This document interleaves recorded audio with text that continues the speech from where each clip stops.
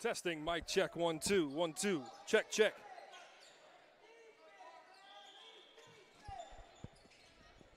Testing, mic check, 1 2 1 2. Check, check. Are we good? We too loud? Are we good? Sweet.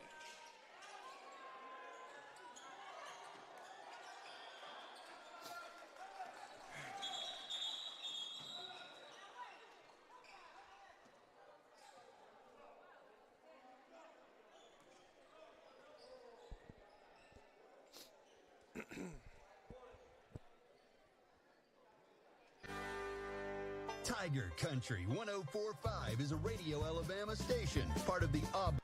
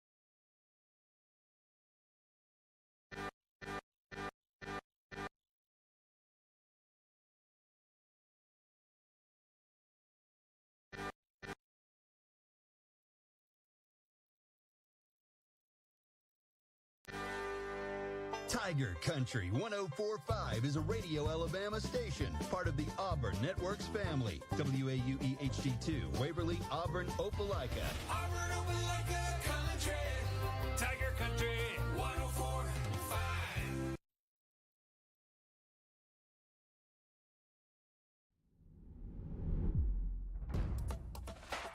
The following is a presentation of Radio Alabama Sports. This broadcast is copyrighted by Radio Alabama for the private use of our audience.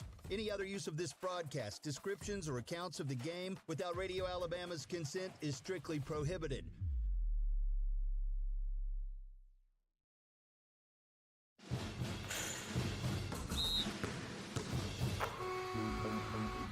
Lee Scott Academy Basketball is on Tiger Country 104.5. Presented by the Orthopedic Clinic, Googe Performing Arts Center, Mountain High Outfitters, and Russell Building Supply. Also brought to you by Auburn Bank, Gutter Pro, Advanced Graphics, Auburn Express Towing, and Four Seasons Federal Credit Union. Now, live from courtside, here's the voice of Lee Scott Academy Basketball, Christian Griffin.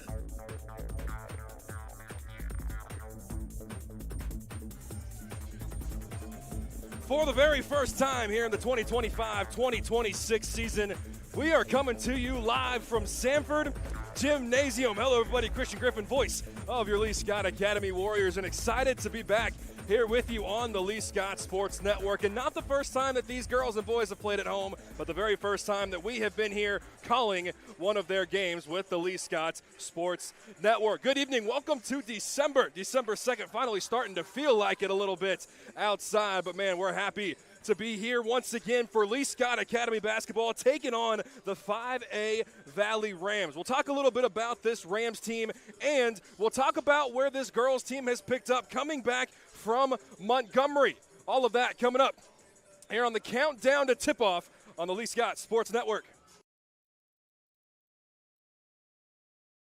My joints aren't what they used to be. Routine exercise, playing ball outside with the kids, riding bikes on vacation. I never worried about keeping up. But now, my joint pain has started slowing me down. I decided to make an appointment with the Orthopedic Clinic.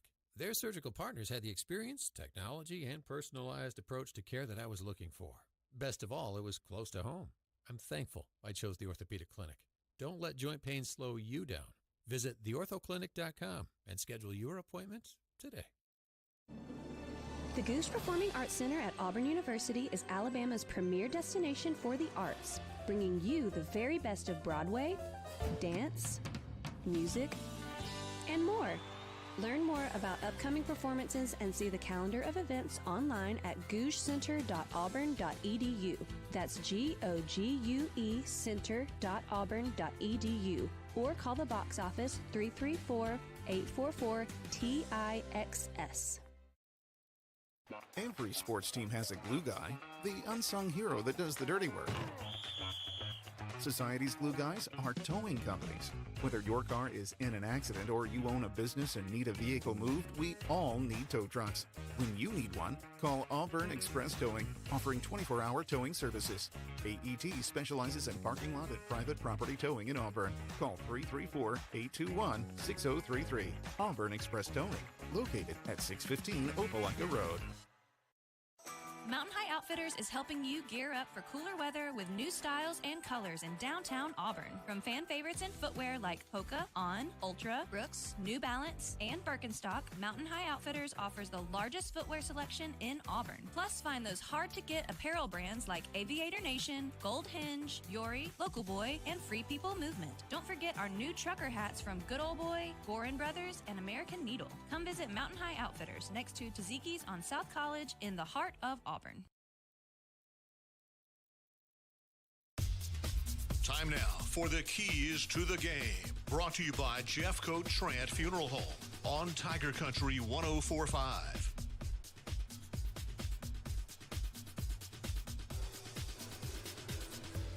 Counting you down here to tip off inside Sanford Gymnasium. Just about 2 minutes or so until we're underway between the Valley Rams and the Lee Scott Warriors. The 5A Rams come into play tonight 3-0 on the young season. Lee Scott Academy comes into play at 3-5, and we'll get to the keys to the game here in just a moment. But let's get you back up to speed since the last time that we were on air calling boys and girls varsity for Lee Scott Academy. It was a win over Alabama Christian Academy to get the season started. The girls won that one 58-32.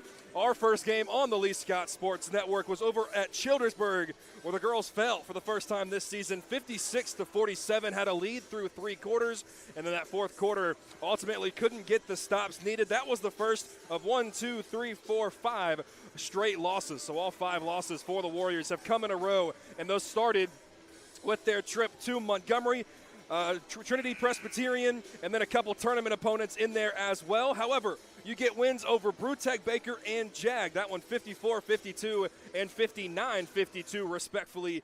And so the Lee Scott Warriors and Coach Corey Harrison building off of a 2-game win streak, looking to continue that here tonight. Let's take a look at tonight's keys to the game presented by Jeffcoat Trant Funeral Home and Crematory, serving Opelika, Auburn, and Lee County since 1988. The first one for the Warriors is, again, continue to build. You're on a 2-game win streak. Look to continue that momentum here tonight. Second, who's number 2? You know that Clark Ivets is going to be your leading scorer in this contest, and the third one is defend. We're going to take a moment, have the prayer and the anthem, come back and get you starting lineups right here on the Lee Scott Sports Network.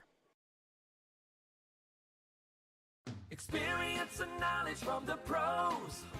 Russell Do-It Center and Building Supply. Russell Building Supply is your hometown home improvement store. You'll find what you need when you need it. And as a Russell Rewards member, you'll be in the know about monthly specials and exclusive offers. Russell Building Supply, East University in Auburn, across from Cary Creek Publix. Experience and knowledge from the pros.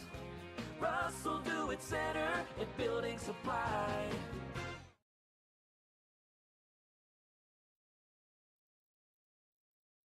(1907). Auburn had no paved roads, no local newspaper, a few automobiles, very little electricity or indoor plumbing, and one bank, Auburn Bank. For all these years, we've had a part in shaping and serving Auburn, Opelika, and East Alabama, a steadfast partner to our customers, meeting financial needs at just the right times. How do we know our community so well? Because we've grown up together. Auburn Bank, champions of you. Member FDIC, online at auburnbank.com. Hi, this is Tyler with Gutter Pro. Around here, we believe details make the difference. That's why we're the premier choice for custom seamless gutter systems and leak protection for both homes and businesses. No matter what kind of gutter you need, we do it all. From seamless installs to custom finishes, our work is built to last and tailored to your style. So don't settle for less. Leave it to the pros at Gutter Pro. Check us out today at gutterprosolutions.com. That's gutterprosolutions.com.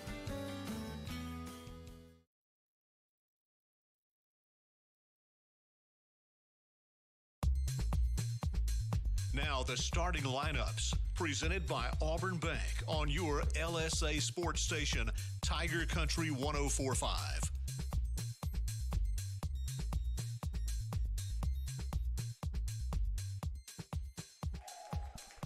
Back here inside Sanford Gymnasium, the prayer has been said, the anthem has been played, and starting lineups being announced right now. We'll get those to you momentarily, but again, those keys to the game tonight have been presented by Jeffcoat Trant Funeral Home and Crematory. You can call on them in your time of need. And again, repeating those relatively quickly, continue to build a 2-game win streak for the Lee Scott Warriors. You now get to defend home turf. Continue to build that momentum as you work your way into the Christmas break and as you work your way into what feels like a little bit of an off season for the Lee Scott Warriors with that break before you get started in the 2026 calendar year. Second, you got to find that second leading scorer. You were able to find that a little bit in Montgomery. You had Clark Ivett, who's averaging 25 points a game. As you sit right now, you got to be able to find that second, maybe that third scorer, and maybe that secondary ball handler in there as well. And third, defense. You feel like this Lee Scott team, that's their biggest strength, is their on-ball defense. And so being able to do that tonight, you have 2 20-point-a-night scorers on this Valley team. Going to have to find a way to defend and defend without fouling. Again, those are tonight's keys to the game. Brought to you by Jeffcoat Trant Funeral Home and Crematory. Just about ready to tee things up here inside Sanford Gymnasium, the Lee Scott Warriors in their home whites, the Valley Rams in their road blacks. And the Warriors able to win the tip. And it goes into the front court. And the Warriors run the opposite way, so that is a backcourt violation to get the night started. So the Rams will walk up in the front court. Warriors starting man-to-man. Could have been a travel, no whistle. Rams trying to set up their offense just a little bit. It sits in the L in LSA at the top of the key. A little bit difficult to read the numbers of the Rams here tonight as the black jerseys with the royal blue numbers on the back. We'll do the best that we can. Ball poked away and recovered by Sydney Dunlap. It now sits in the far corner, and it's Haynes Kesey who tries their luck from deep. Can't get it to go. Clark Ivett battling for the rebound, and I believe they're going to call a jump ball. They will. Possession arrow will give it to the Rams after the Warriors win the tip and get a backcourt violation. So Rams basketball going the length of the floor. Just underway here in the opening period inside Sanford Gymnasium. Lee Scott and the Rams of Valley, and a carry with the Rams as the ball handler worked her way inside the three-point line and tried to kick it to the corner, but lost it for just a moment. So Warriors now with the basketball. Teams trading turnovers here early. Emmeline McManus will check in for the Rams for the first time here this evening. Clark Ivett will dribble the ball up the floor for the Lee Scott Warriors, averaging 25 a contest. It's definitely the go-to spark for the Warriors. She's able to work her way inside, and the ball gets poked away, and the Rams are able to recover, picked up at the free throw line. They'll find the point guard and bring it across the floor. 3 turnovers, only 1 shot between the two teams so far a minute into this contest. Notched at 0. Ball sits at the top of the key. McManus now to the wing, thought about the 3, and they're going to call a bump foul on Haynes Kesey. With the ball handler driving towards the basket. That's her first, team first.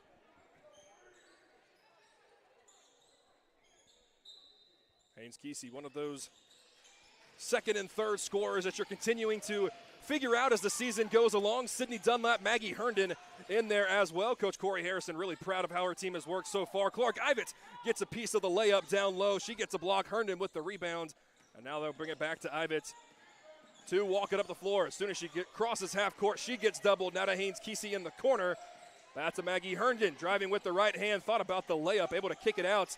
And the 15-foot jumper is no good. Haynes Kesey offensive rebound, and a fight for it will be a jump ball. It'll keep it with the Warriors under their own basket. The starters for the Warriors here tonight: Maggie Herndon, Lucy Zellner, Sydney Dunlap, Haynes Kesey, and Clark Ivett. A beautiful inbounds pass drawn up by Coach Corey Harrison. Gets Clark Ivett wide open underneath the basket. She's able to lay it in with the right hand, and the first points of the night are put on the board. Could have been a backcourt very close to one, but they're going to call it tip as the Rams are able to recover it. The 6-foot running floater is no good. Everybody thought it went in because it hit the front of the rim and bounced straight down. Ivett able to gather the rebound. She's now pushing the tempo. Ball gets poked away momentarily by Sydney Dunlap, but they're going to call a reach-in foul on Jemiah Johnson, number 30 for the Rams. 5:43 to play here in the opening period. Lee Scott here at home leading 2-0. Herndon, the inbounder, throws it to Clark Ivett in the backcourt. And a poke steal by Johnson. A 3-on-1 fast break for the Rams. One extra dribble. Right-handed layup is no good. But Maggie Herndon puts her palms to the sky as she doesn't necessarily agree with the foul call, but gets the whistle blown. And so the Rams will head to the free throw line to look to get on the board for the first time tonight.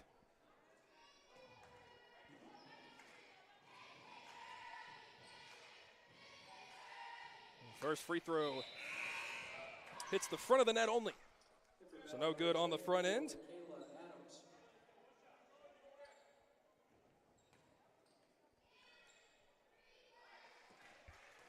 Apologies, doing the best we can to get some numbers up here as well. The second free throw rattles in and out. Johnson the offensive rebound.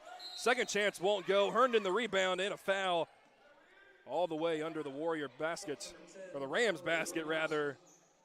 A frustration foul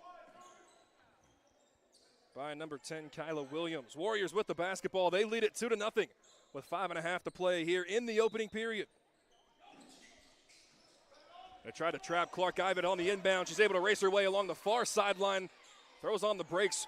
A very veteran-savvy move as she knew she beat the defender. And able to throw on the brakes. The defender runs into her. That was Zariah Simpson picking up her first foul. So 3 team fouls already for this Valley team. 2.5 minutes into the contest. Clark Ivet has it at the volleyball line extended. You can hear the head coach for the Rams telling everybody to go and try and blitz Ivets, and another reach-in foul. That's back-to-back fouls on Zariah Simpson. A little ticky-tack foul. Didn't see too much there, but the Valley head coach will take and get a timeout, a 30-second timeout, so we'll stay right here on the Lee Scott Sports Network. And this doesn't appear to be much of a strategy timeout rather than the official trying to get the understanding as well for the officials and how they're going to call this game. A couple no questionable calls. That one right there didn't appear to be too much, but again, already the 4th team foul for this Rams team. So the next foul will put Lee Scott already in the bonus with 5:18 to play in this opening period. Again, those starting lineups tonight are presented by Auburn Bank. Their local team stands ready to discuss your financial needs and goals. Auburn Bank, champions of you and proud sponsor of Lee Scott Warrior basketball. Maggie Herndon doing the inbounding for the Warriors. Finds Clark Ivet right back to Herndon. Has a wide open lane and able to lay it in with the right hand. Maggie Herndon. She doubles the Warrior lead from 2-0 to 4-0, and now a full court press. Almost gets a steal. The Rams able to recover. Now they have a fast break, 3-on-1. Right-handed layup is no good. Blocked by Zellner, but they're going to call a foul down low, and that will send the Rams right back to the charity stripe.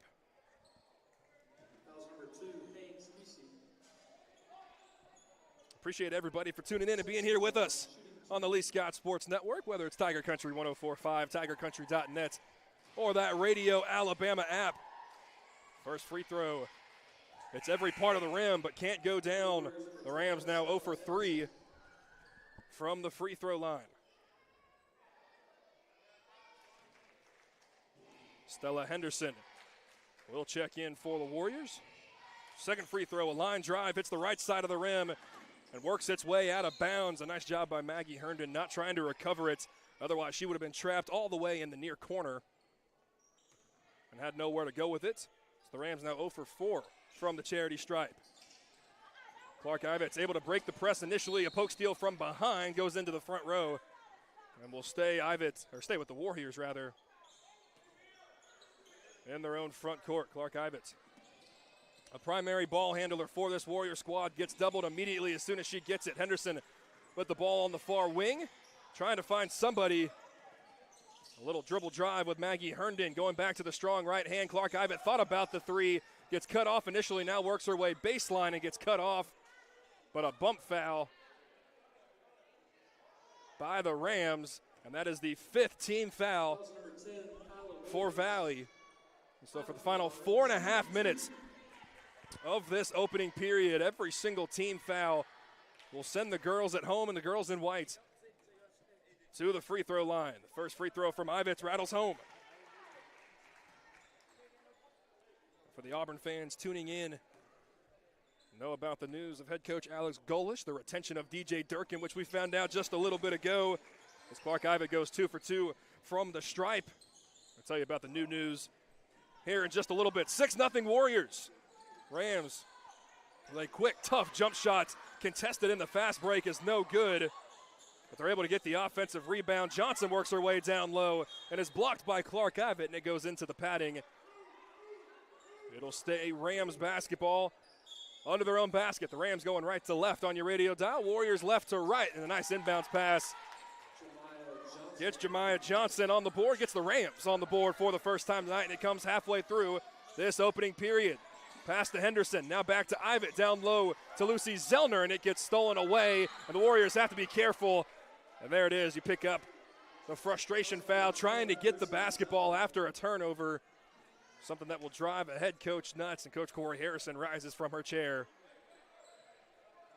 That is 9 team fouls already, 5 for Valley and 4 for Lee Scott. And so the next personal foul for the Warriors will send Valley to the free throw line where they are 0 for 4. Warriors setting up a full court trap.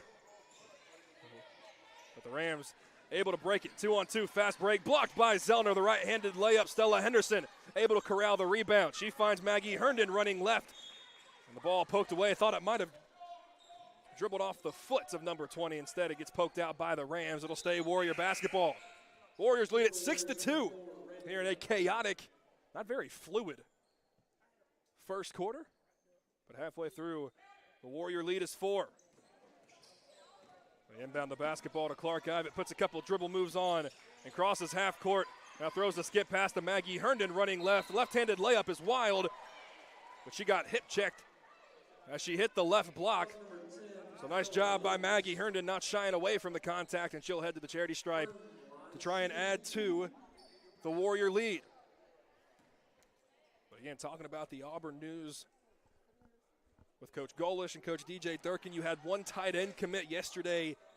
You now have a 2026 receiver, Deshaun Spencer, who has flipped from Duke to Auburn, a 5'11", 170-pound receiver from Saraland. He announces he will stay in state. Herndon goes 1 for 2 from the charity stripe. Rams quickly down the other way, and the Euro step layup is no good. Fight for the basketball goes out of bounds. The official right under the basketball says that it was touched by the Rams. I agree with the call. It's Warrior basketball with 3:34 remaining here in this first quarter. Warriors inbound the basketball and have 3 Rams running after Clark Ivett, able to find number 5, Sydney Dunlap, on the right volleyball line extended, and she gets blitzed, and it'll be a jump ball, which will give the ball back to the Rams.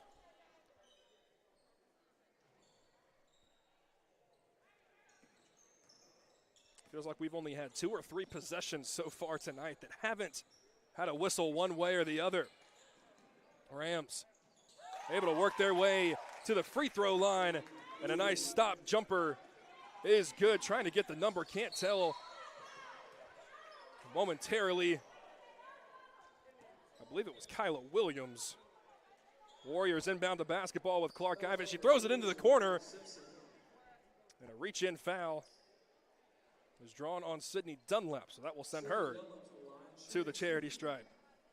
We are less than 5 minutes into this contest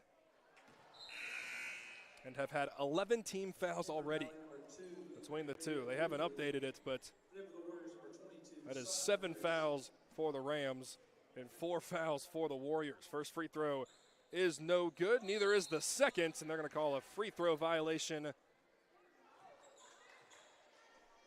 I believe, on Kalia Kyles. So Dunlap will get a chance at the back end. Warriors lead at 7-4 with 3:07 to play in this first quarter. And Dunlap does capitalize on the violation. She knocks down the second free throw and almost picks up a loose ball foul. The Rams here begging for it, now working in transition. The same shot as earlier for the Rams from the free throw line, no good, but the offensive rebound is with Johnson, and she traveled. She got the ball on the left wing, or maybe the left elbow in between the two, and gathered it almost as if she was shooting a layup. It took 2 or 3 steps trying to get to the left block. Ivett to Herndon. Now back to Ivett as they cross half court with 2.5 to play. Ivett works her way down low. That touch shot from Clark Ivett, you know, is money. You saw that all last year as Dunlap steals the inbounds pass, kicks it to Herndon as she falls down, and Maggie Herndon now with 5 in the contest. Warriors lead it by 8.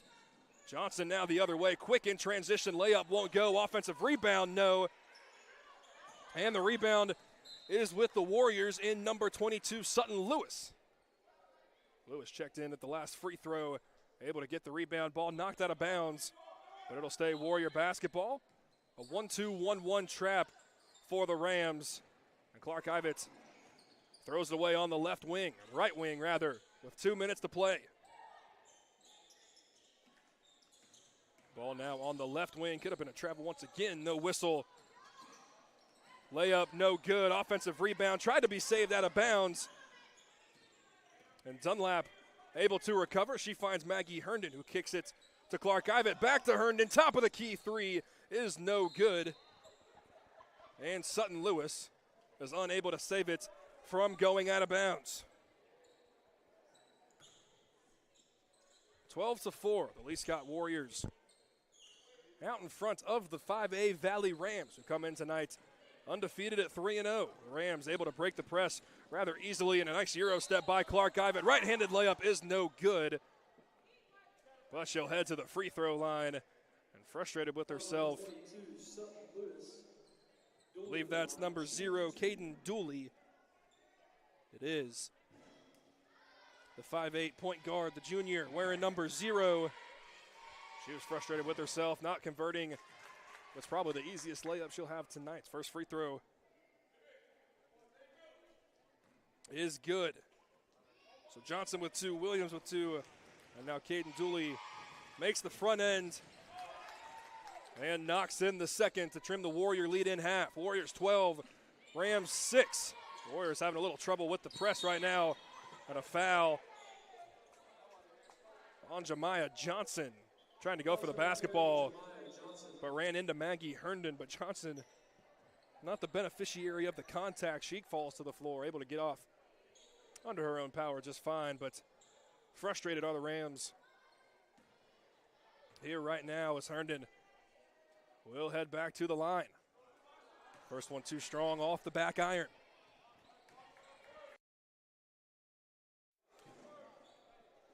A reminder that the first half of tonight's game is presented by Russell Building Supply. Russell Dewitt Center, experience and knowledge from the pros at your hometown home center. Herndon can't knock down either of the free throws, and a carry now on the Rams. The point guard wasn't looking following the inbound pass. Took a couple of dribbles, did number 24, Michaela Adams, but trying to find her point guard. She wasn't looking, tried to keep her dribble after picking it up. And the Warriors will take over. Ivets now running left. Shot is blocked. The Warriors able to recover with Sutton Lewis. She had it with her knees on the ground and stood up without dribbling. So she will get called for the travel. We've had 13 team fouls and 13 turnovers between the two squads here in this first quarter. Johnson dribbling, ball stolen from behind. And the Warriors and the Rams on the floor. Jump ball is called. A nice job by Sydney Dunlap. Able to lay her body out on the floor for the basketball. The jump ball gives it right back to the Warriors. So that goes down as another. Clark Ivets with the basketball at the top of the key. She backs it up to the volleyball line extended. Fakes the dribble handoff. Now passes it back. Is Rayleigh Langford running right-handed floater is good. Able to get it to go off the glass. Didn't think she was going to even attempt the shot because of the angle. But able to bounce it just off the right side of the backboard. And now quickly in transition, Caden Dooley, a nice Euro step. She's able to lay it in. Warriors now go in transition. It's Sutton Lewis. Left-handed layup, no good, but a foul. That was a nice catch by Lewis on the left block. Ivett going in transition. They threw 2 Rams at her. And Lewis able to grab it with one hand with the left and all in one motion. Go up and attempt a shot. And she's able to knock down the first free throw. Charlie Huddleston will check in for Sydney Dunlap. Give her a nice little breather. Dunlap with 1 point so far here tonight. Sutton Lewis able to go 2 for 2 from the charity stripe to double the lead once again. Warriors 16, Rams 8. Thought about the 3, now will take the 3, well short. And Clark Ivets will gather the rebound. She's trapped in the corner trying to find somebody. She finds Huddleston. Warriors have a 3-on-1 fast break if they can find it. Instead, they give it back to Clark Ivets. She's triple teamed and stolen from behind. Loses a shoe, but the left-handed layup is still good from Kalia Kyle. She's now going to go fight for the basketball. The referee drops the shoe out of bounds, and Clark Ivets now in transition will attempt a shot. It was blocked initially. It will stay Warrior basketball, and the Valley fans not very happy with the official who cleared the debris of the shoe from the playing surface. And now once the whistle was blown, walked back up and gave it back to her. 16-10 with 9.2 remaining in this first quarter. Swing past Rayleigh Langford, top of the key, can't rattle home the three, and the long rebound is with Caden Dooley. She crosses half court in the wild contest, and shot is no good. And that is how a very chaotic first quarter will come to a close.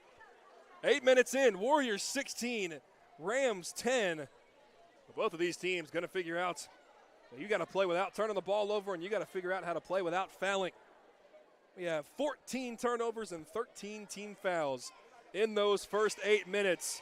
Benches might have to be deep here tonight. 16-10, 8 minutes in. We're back with the second quarter right after this here on the Lee Scott Sports Network, presented by the Orthopedic Clinic.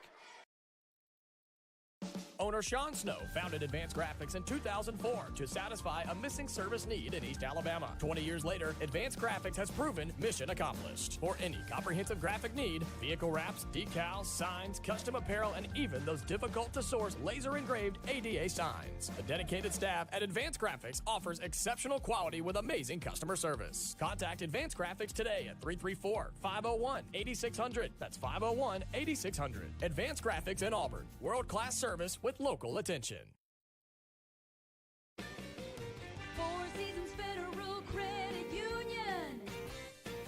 Homegrown and member-owned. We love our members love us. Oh yes, ever since I got off active duty, they have helped me. I would recommend to anyone, if you really want to get your finances in order, come and see for yourself. I promise you, they will help you get on the path to financial freedom. Four Seasons Federal Credit Union with 2 local branches. Membership eligibility required. Accounts federally insured by the National Credit Union Administration.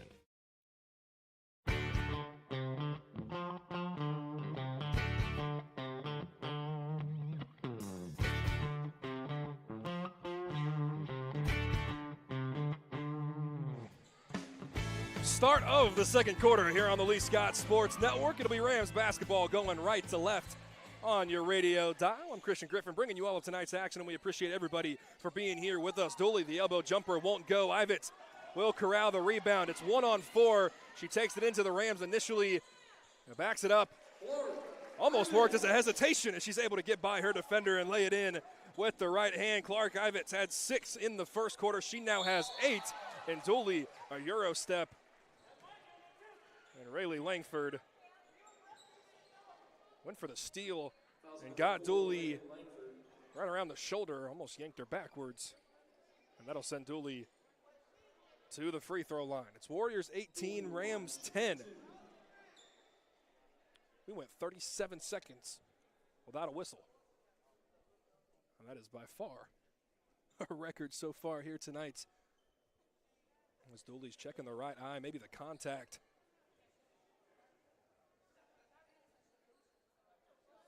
She's going to have to work her way out of the gym. The Lee Scott Warriors trying to go get a trainer momentarily in Corey Harrison. Yeah, explaining that either a little bit of a cut or possibly the contact of Caden Dooley. She's the leading scorer for the Rams tonight and this season. Dooley averages 20 points a game. So right around 40% of the overall scoring. The team averages 55 points a game. She averages 20 a game. And she had 4 in the first and is going to head to the free throw line there when she comes back. But a very eventful first quarter, to say the least. You had 13 team fouls and 14 turnovers. You felt like that was just about every possession, if not every other possession. There was a stoppage of play. Not too many live ball turnovers either. If that's the case, you'd expect a much higher score than 18-10. As we still await for Caden Dooley to come back on the floor. Tell you what, we'll take a 60-second break, come back, and give you an update. Hopefully Dooley all right as she heads to the free throw line. Warriors 18, Rams 10. We're back in 60 seconds here on the Lee Scott Sports Network, presented by the Orthopedic Clinic.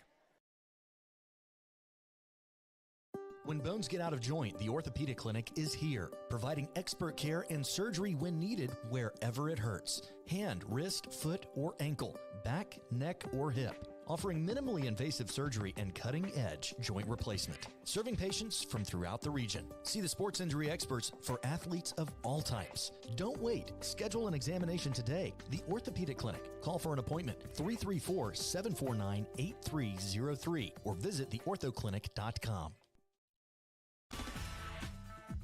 Lee Scott Academy Basketball on Tiger Country 104.5 is presented by the Orthopedic Clinic. Should have known better than to take the 60-second timeout. As soon as we hit the commercial break, she runs onto the floor, does Caden Dooley, and knocks down both free throws. So the Warriors now lead at 18-12. Rayleigh Langford thought about the three in the corner. Left-handed layup is no good, blocked, and the long rebound out to the free throw line. There's the Rams. They'll find Caden Dooley and slow things down as she stands in the half-court circle. Warriors in a 1-2-2 zone. She's able to break it rather easily. Again, that Euro step doing magic so far for Dooley. Layup is good. Ball stolen initially. Ivan able to get it back. In a fight for the basketball, they're going to call a reach-in foul on Caden Dooley.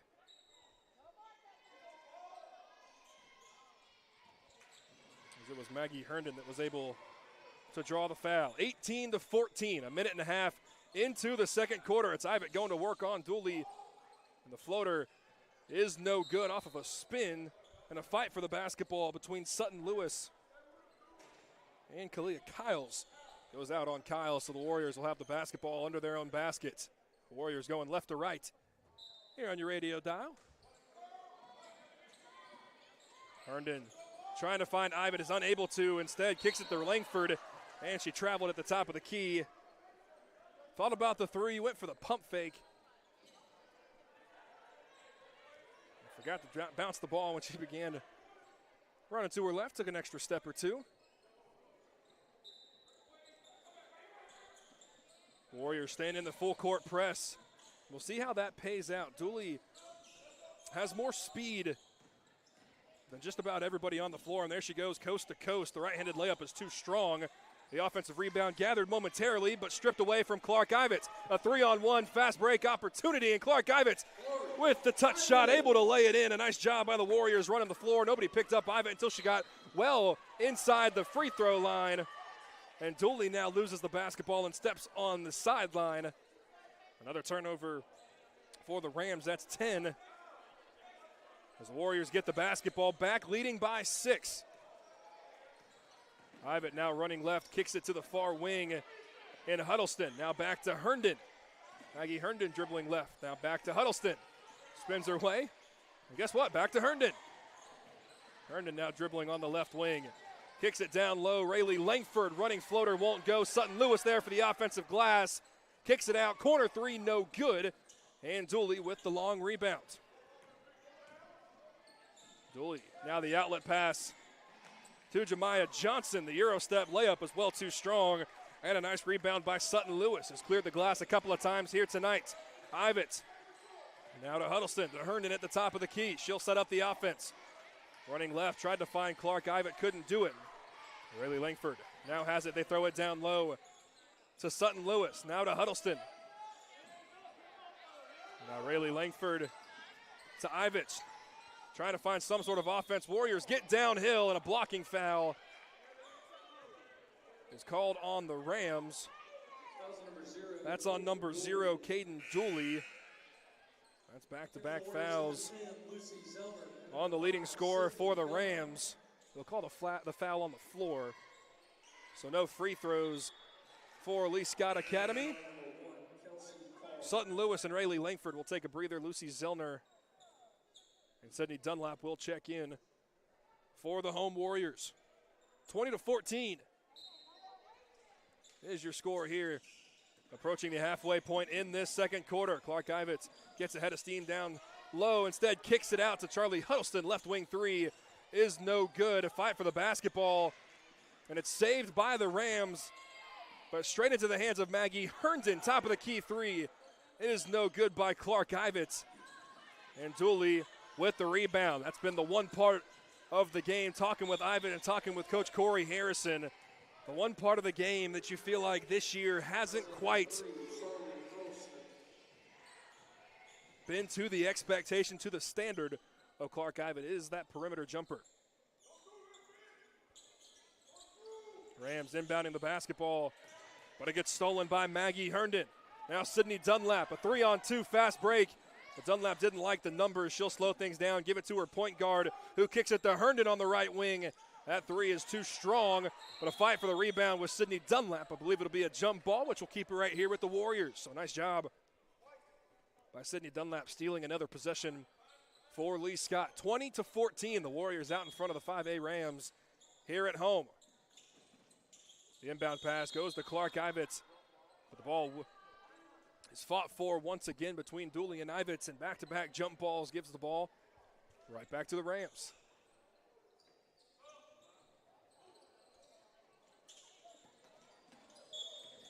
Johnson with the basketball, and she tried to crossover dribble. She steps on the sideline. The Warrior press is causing trouble right now for the Rams. They're trying to race their way either on the far side or here on the near sideline and then cut their way back, but the right foot, and the left foot this time, steps on the sideline. And so we've played 4 seconds, and the possession has changed 4 times. Clark Ivitz now a dribble crossover at the top of the key, spins her way back towards the middle of the floor, and able to rattle in the bunny.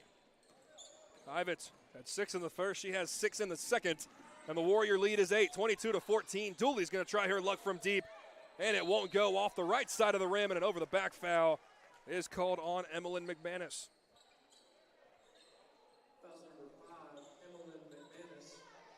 Halfway through this second quarter, a game that has done everything but find rhythm. The Warriors lead it by 8, and a reach-in foul trip will be called on Jemiah Johnson as Huddleston tried to break the press. That is 4 team fouls on the Rams. Once again, almost with half of a quarter to play, the next foul will send the Warriors to the free throw line. They send 2 at Clark Ivitz. She has to give it up. Maggie Herndon dribbling on the right wing. And I believe a reach-in foul called once again on Emmeline McManus. I didn't see too much there in that foul call. The Valley Rams are trying to plead their case as well, but to no avail. So Maggie Herndon will head to the free throw line. Warriors lead at 22-14 here with 3:41 in the second quarter. The first free throw from Herndon is no good. Maggie Herndon, the second leading scorer for the Warriors tonight. She has 5 but can't capitalize on either of the free throws. Johnson with a crossover dribble stolen by Charlie Huddleston. Nice hands there, and the Warriors have numbers. Sydney Dunlap gets to the right block. Right-handed layup, can't find its way down. Don't know how, and a loose ball foul on Sydney Dunlap. Tripped Caden Dooley. I don't know how that rebound, or that layup rather, didn't find the bottom of the net. And no ill intent as Dunlap's able to help Dooley up. She missed the free throw, put her head down, and tried sprinting back to the other end of the floor. But Dooley hadn't taken off yet, and so Dunlap ran right over her. The wild layup by the Rams in transition is no good. Fight for the rebound is with Ivitz, and she's able to find Huddleston while she's on the floor. She stands up, and Huddleston brings it across the half-court timeline. Back to Maggie Herndon. She stops at the free throw line, kicks it to Dunlap rather, back to Herndon, top of the key. She rattles in the 3. Warriors lead is 11, 25-14 with 3 to play in the second quarter. Dooley trying to go coast to coast. Layup, it is no good, but hacked on the way up. I believe that was Charlie Huddleston, it was. So Caden Dooley heads back to the stripe. She's been, again, the primary scorer for this Rams team. Leads the Rams with right around 20 a game. She already has 8 so far in this first half. but can't make it 9 on the front end.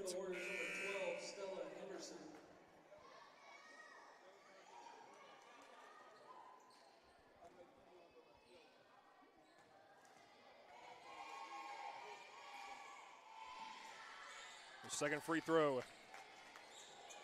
Dooley's able to knock it home, so she has 9, trims the lead to 10. Both teams in the bonus for the final 2:43. Ivett running touch jumper won't go. And it goes off the hands of Lucy Zellner out of bounds. Clark Ivett, the master of unconventional layups. Doesn't matter if she's jumping off the wrong foot. A spinning layup. Just couldn't get that one to go. Fast break layup, no good. And the Warriors now in transition, but that one right there from Clark Ivett. Again, right at the exterior of the volleyball line that runs through the paint. You feel like she gets it to go every single time, and now a whistle, I believe, on either the Rams bench or the Rams coach.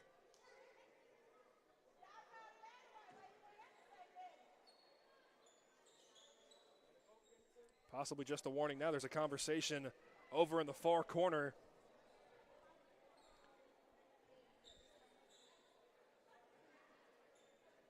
Two minutes and 20 seconds to play before halftime, and the Warriors' lead is a dozen, 27-15.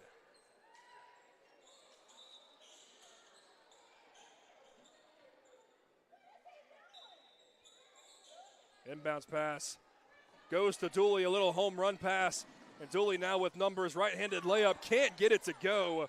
She's frustrated with herself. Lucy Zellner, the rebound, outlet pass to Clark Ivett, and there's that 8-footer once again, and my goodness. You can't say the broadcaster's jinxed it that she doesn't miss it, but about as high percentage of an opportunity as you're going to see Clark Ivett from right around, again, the volleyball line, if you can picture it, runs right through the middle of the paint.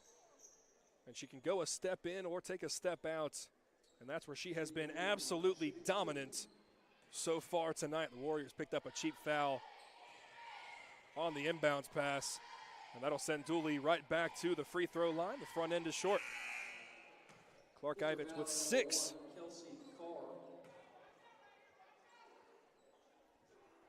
In the first quarter, and now 10 here in the second. Averages 25 a game, already has 16.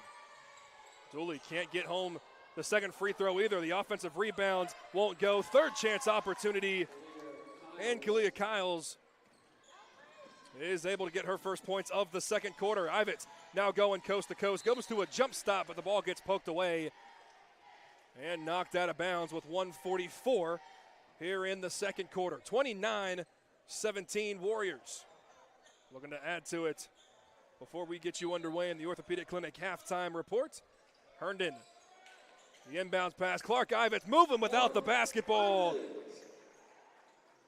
And a wide open layup. She's able to capitalize with a minute and a half to play. 31-17. Warriors now trapping at the free throw line. Johnson able to outlet it to half court. Now to Dooley, left wing three is too strong. The high rebound bounces a couple of times. The offensive rebound stays with the Rams. Dooley, Euro step down, left-handed layup, no good, but a foul. That one looks like it's going to be Clark Ivett. I thought they could have got Sydney Dunlap instead. They will get the 5'10 sophomore.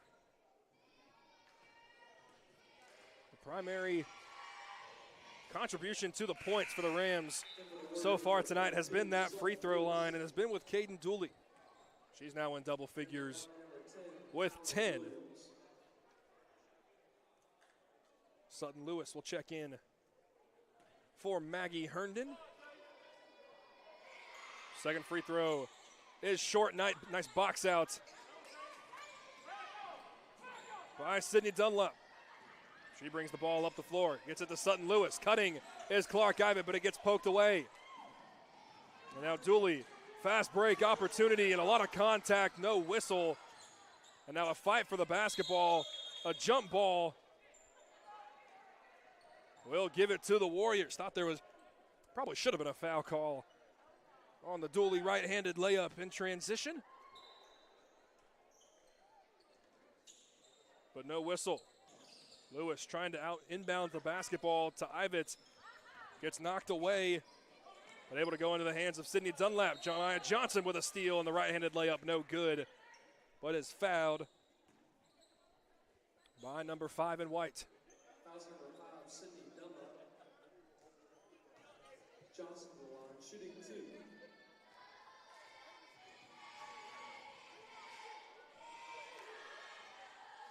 First free throw from Jemiah Johnson. Doesn't touch anything.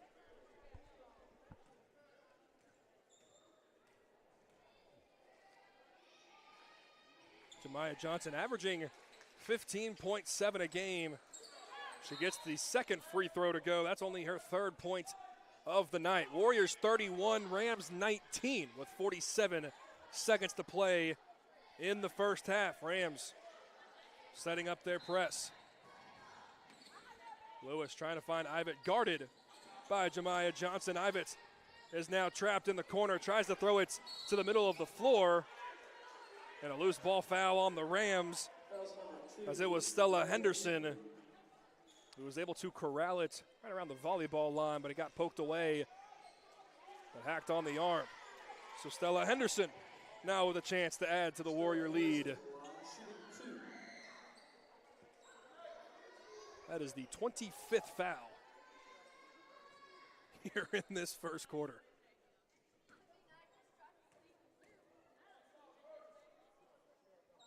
First free throw is no good. 25 fouls and 24 turnovers here between the two schools in the first 16 minutes. Well, shouldn't say that. We still have 42 seconds to play. Second free throw from Henderson is good. And a whistle on the inbounds pass. It is on Stella Henderson. We'll send, guess who, Caden Dooley back to the charity stripe. Dooley to the line, shooting 2.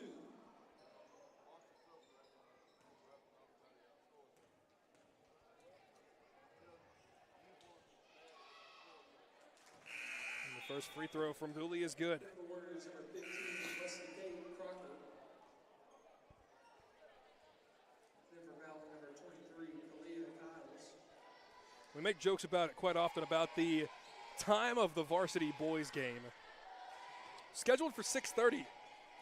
It's 6:10 right now. I'm going to safely say that it might be a few minutes after that. Second free throw is no good. Clark Ivitz, the rebounds, and she tries to outlet the basketball and gets hit on the head.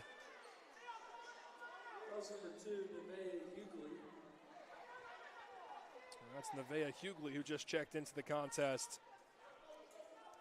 We'll send Clark Ivitz to the free throw line.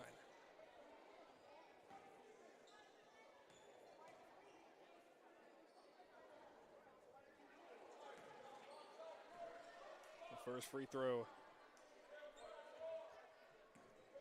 is no good. Second is on the way, and Clark Ivitz splits the pair.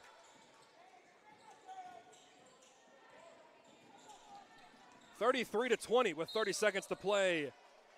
And Caden Dooley works her way into the paint. She gets hacked, and she heads back to the free throw line.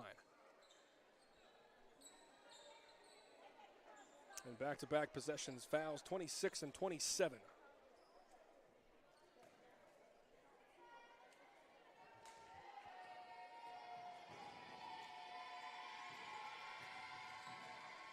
First free throw is no good.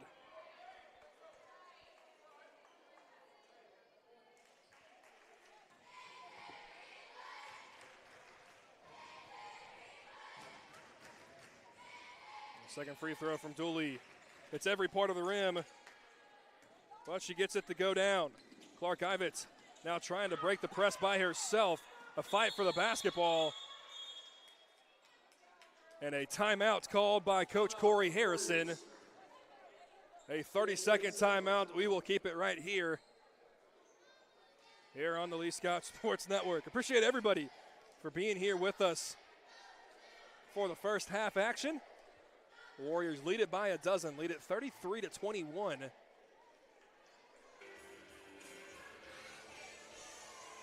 And I'd be willing to say that over half of these points by both teams have come from the free throw line. Not a very pretty game on either side of things. 27 team fouls and 24 turnovers between the two. And so stressful on both sides of things because both head coaches are going to really have to trust their bench in this second half based off of just foul trouble with both of these squads.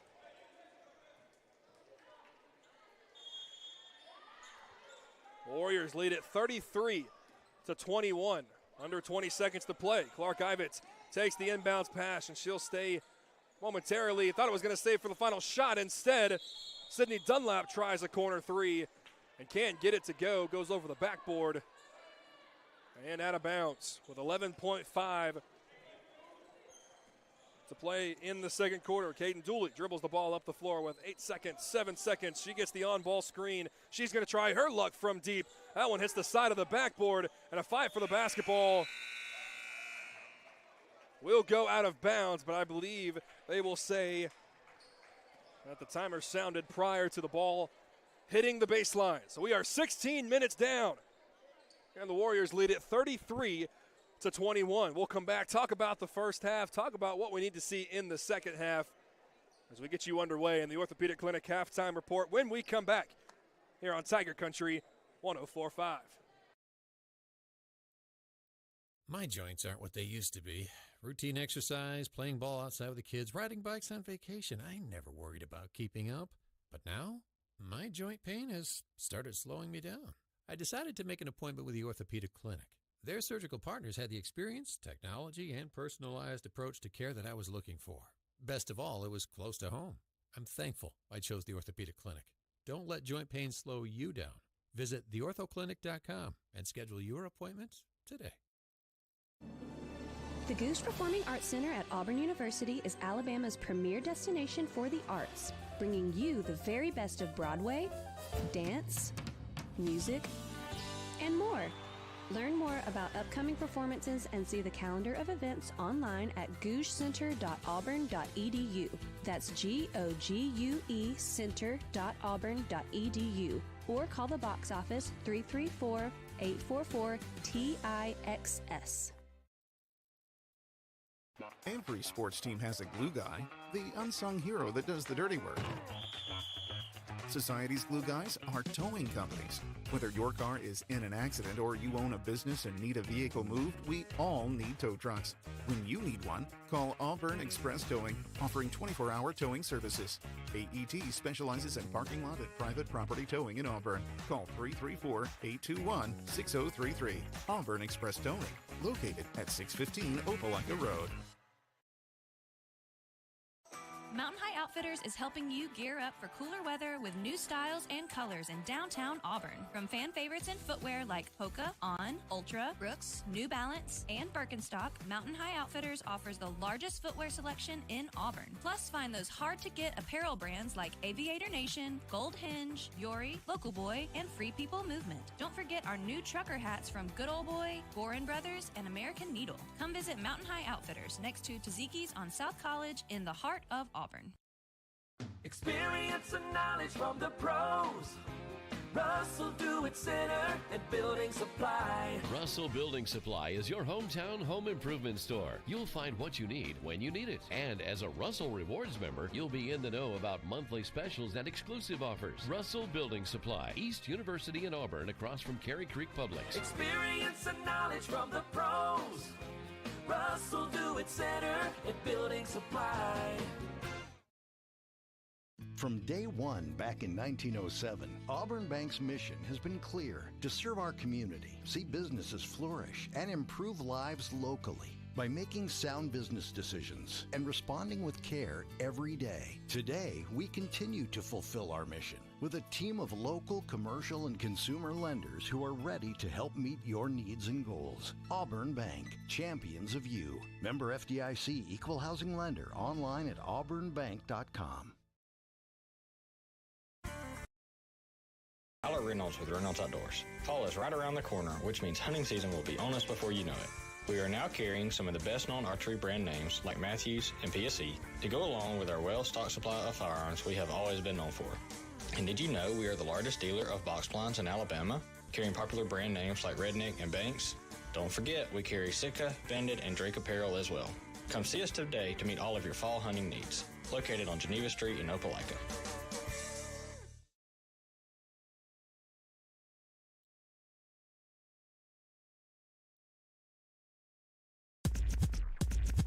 The Lee Scott Academy Basketball Halftime Show is brought to you by the Orthopedic Clinic on Tiger Country 104.5.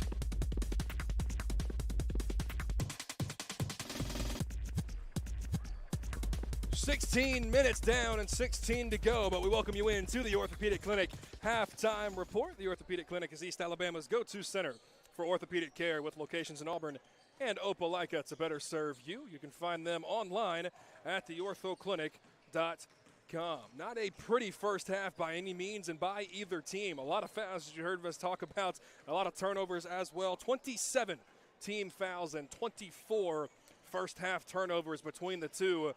So it'll be a real test to see which bench is deeper or who can come out in the second half and play without fouling. Otherwise, foul trouble could be a serious concern for both of these squads. However, through the first 16 minutes, the Warriors are comfortably out in front. They lead at 33-21.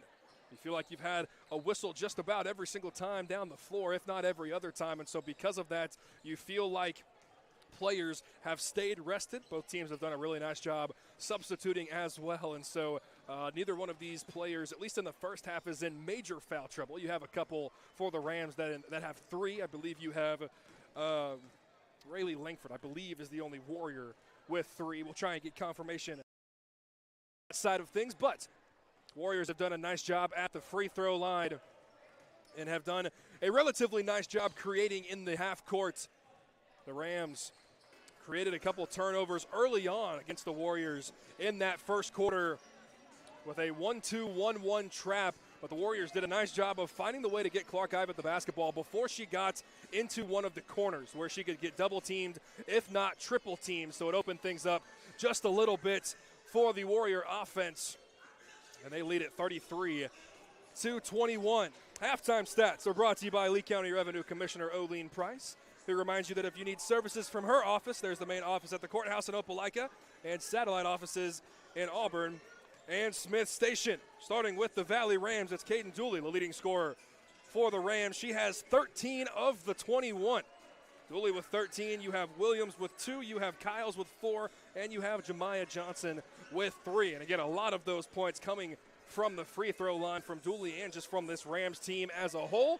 A lot of those for the Warriors as well. Clark Ivett leads all scorers in the contest. She has 19, averages 25 a game, but she has 19 already in the first half. So looking for another big-time night from the sophomore guard. Rayleigh Langford has 2. Sydney Dunlap has 1. Stella Henderson has 1. Sutton Lewis has 2. And the emerger for that number 2, for that secondary leading scorer who's done a really nice job, especially over the last couple of games. Again, in the Warriors' 2-game win streak, did a really nice job. That's Maggie Herndon, who averages 7.5 a game. She already has 8 in this contest. And so if you can get 2, if not 3 Warriors in double figures, and Clark Ivett has the night that she has just about every single night, you feel like the Warriors are going to continue to build momentum, continue to build confidence as you work your way into area play. When we come back, we'll talk about keys to the second half, what the Warriors need to do to come out with a victory, move to 4-5 on the season, but more importantly, continue to build and get a 3-game win streak going before Friday night's home matchup against Auburn High School. All of that coming up as we continue on in the Orthopedic Clinic halftime report next here on Tiger Country 104.5. Mountain High Outfitters is helping you gear up for cooler weather with new styles and colors in downtown Auburn. From fan favorites in footwear like Hoka, On, Ultra, Brooks, New Balance, and Birkenstock, Mountain High Outfitters offers the largest footwear selection in Auburn. Plus, find those hard-to-get apparel brands like Aviator Nation, Gold Hinge, Yori, Local Boy, and Free People Movement. Don't forget our new trucker hats from Good Old Boy, Gorin Brothers, and American Needle. Come visit Mountain High Outfitters next to Taziki's on South College in the heart of Auburn. Hi, this is Tyler with Gutter Pro. Around here, we believe details make the difference. That's why we're the premier choice for custom seamless gutter systems and leaf protection for both homes and businesses. No matter what kind of gutter you need, we do it all. From seamless installs to custom finishes, our work is built to last and tailored to your style. So don't settle for less. Leave it to the pros at Gutter Pro. Check us out today at gutterprosolutions.com. That's gutterprosolutions.com.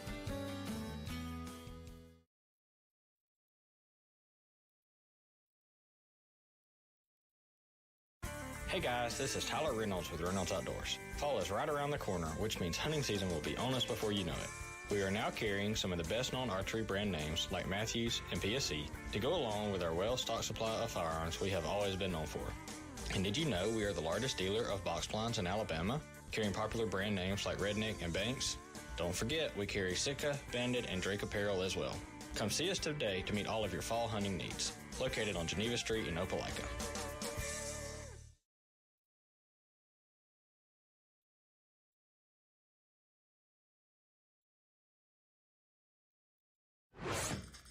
Let's get back to the LSA action. It's on to the second half of our game, presented by Gouge Performing Arts Center on Tiger Country 104.5.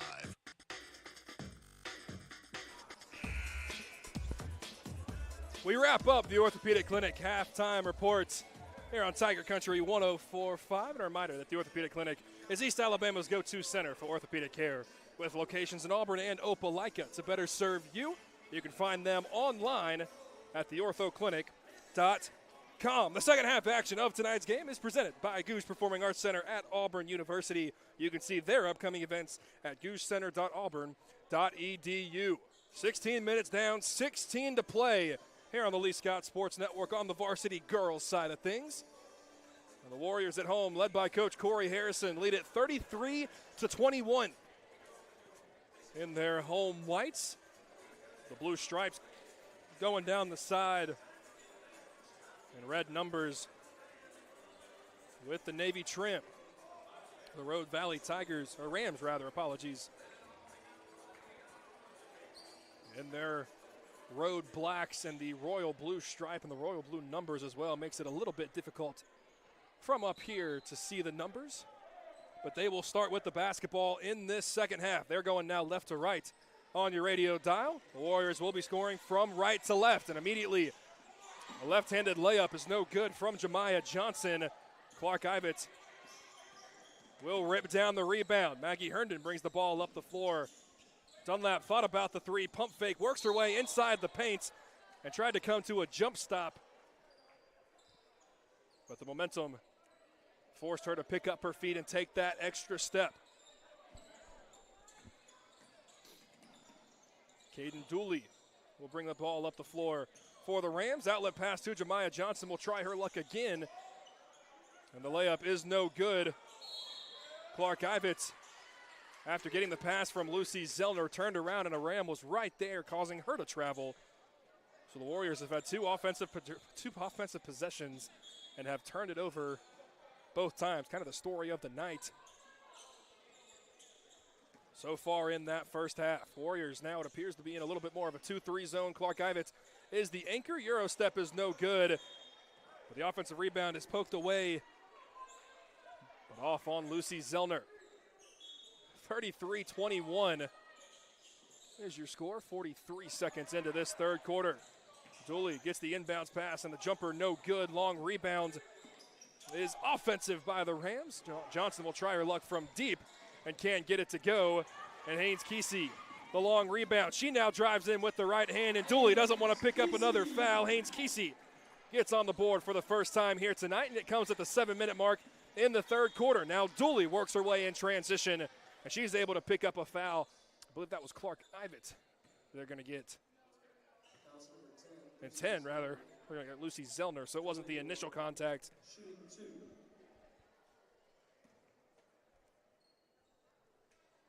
But Dooley will head back to the line. 35-21, the Warriors lead is 2 touchdowns. And the first free throw is no good. Both teams with a high volume of free throws here tonight. And you could say that's the overall difference maker. Rams have struggled trying to claw their way back into this contest without the time ticking off. Second free throw from Dooley, right on cue, can't get it to go. She goes 0 for 2. And Dunlap with the rebound. She's able to find Clark Ivett, who races her way along the near sideline, spins back towards the middle of the floor, spins her way back in once again. Touch shot won't go. Fight for the offensive rebound is with Sutton Lewis. And a jump ball will keep the ball on this end of the floor. Warriors have done a fantastic job tonight, diving for loose balls, winning the 50-50 balls, and stealing possessions essentially with the jump ball. Clark Ivett is down low. They tried to find it with her, and Haynes Kesey, who inbounded the basketball, turns it over and frustratingly tries to get the ball right back and picks up a foul. So it will be Rams basketball. Rayleigh Langford will check in for Haynes Kesey. Dooley, who got the inbound, slows her way down. It's poked away from behind by Maggie Herndon as soon as she crosses half court, but nobody was there, so it goes all the way to the baseline. Now the Rams with a tough inbound all the way out by the three-point line, but able to throw it down low. Warriors weren't paying attention, and Dooley has a wide open right-handed layup. Clark Ivett now with the basketball. She skips it ahead to Sydney Dunlap, and the right-handed layup is good. Sydney Dunlap with her first basket of the night. She has 3 points on a tough layup. Decided not to use the glass. Just threw it up and in. So trading baskets a little bit more here in this third quarter. Warriors lead is 14. Straightaway three from Caden Dooley. She's able to get it to go. She has 13 in the first half. She has 5 already here in the third. 18 in the contest. A nice job breaking the press by the Warriors. Maggie Herndon will try her luck from deep. The left wing three is too strong. Tried to respond right away, and the long rebound is with the Rams. Caden Dooley now in transition, works her way in the paint, and a Euro step gets it to go. Warriors going to have to find some sort of response for Caden Dooley. And now a foul down low. Well, I say down low on the lower body of Clark Ivett as she tried to spin her way to break a press. 5:23 to play in this third quarter. Caden Dooley has 7 points in this third quarter, all 7 for the Rams here in this second half. 5.5 to play. Warriors having trouble inbounding the basketball. Able to get it to Ivett, who outlets it to Sydney Dunlap. Down low to Sutton Lewis, and the left-handed layup is good. Beautiful ball movement. A beautiful way of breaking the press and the trap. The Warriors get a gimme. 39-28. Left wing three from McManus is no good, and Clark Ivett will let that. So a win on both ends by the Warriors. Going to have to continue to do that.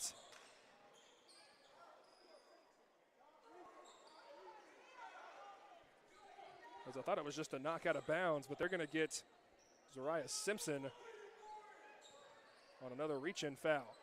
Ivett being doubled in the front court, but Ivett still able to beat it. She has a full head of steam down low. Bounce pass to Sutton Lewis, and Lewis with back-to-back layups. They're paying so much attention to Clark Ivett, again sending 2, if not 3 Rams at her to deny her the basketball, but gets a full head of steam, a beautiful pass from the inbounds in Maggie Herndon. Leads to back-to-back beautiful and wide-open layups from Sutton Lewis. The Rams want a timeout. They're gifted it a 30-second timeout. We'll keep it right here As we're 3 minutes into the third quarter, the Warriors' lead is back to 13. It's been as big as 14 before Dooley went on that run to start the second half.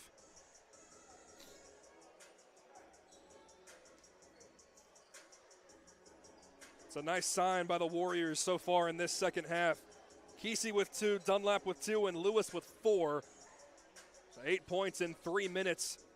But again, none of those coming from Clark Ivett. So if you can get secondary and tertiary scoring, you're going to have to take a little bit of pressure off your defense on Clark Ivett. Dooley with the skip pass to Jemiah Johnson. Races her way into the paint. Layup is no good. Second chance opportunity, and the left-handed layup is good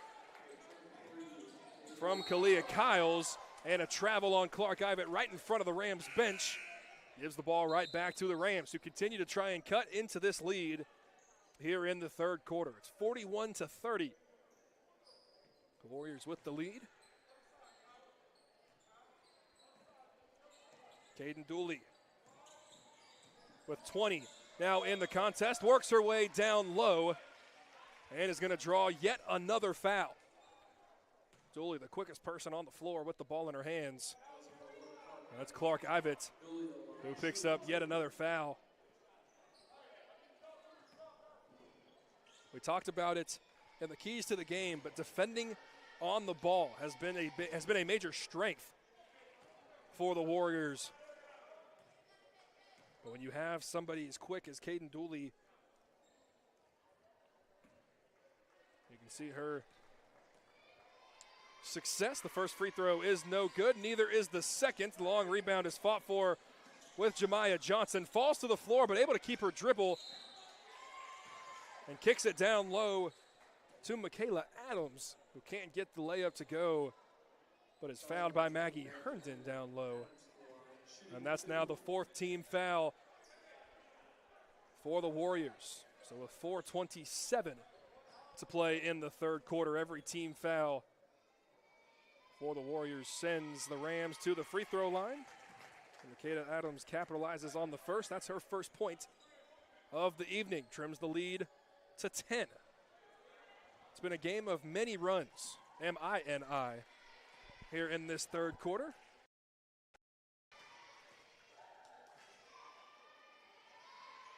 Second free throw, no good, and Clark Ivett corrals the defensive rebound. They have 3 Rams trying to stop her from getting the basketball. Rayleigh Langford able to dribble it up the floor on the left wing. Kicks it to Maggie Herndon, who works her way down low. Skip pass, Sydney Dunlap, far corner three is nylon. Sydney Dunlap now with 5 in the third quarter, and a whistle, a stoppage. Not exactly sure what the whistle was. No foul call.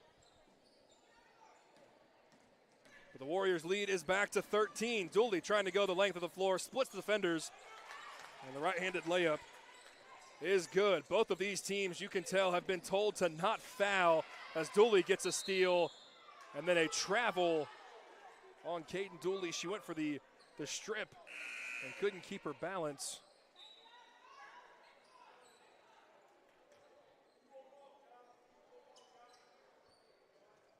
But just about any time that these teams get into the paint,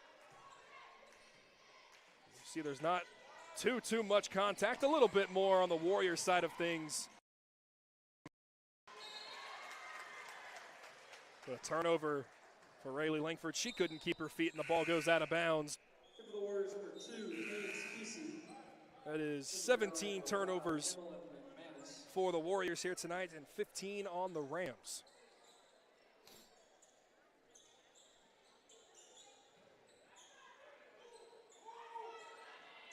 And if you're keeping track of fouls, that is 34 so far, halfway through this third quarter. Inbounds pass gets knocked away. It'll stay with the Rams under their own basket here on the right side as we see it. They throw it down low. Knocked away by Clark Ivett.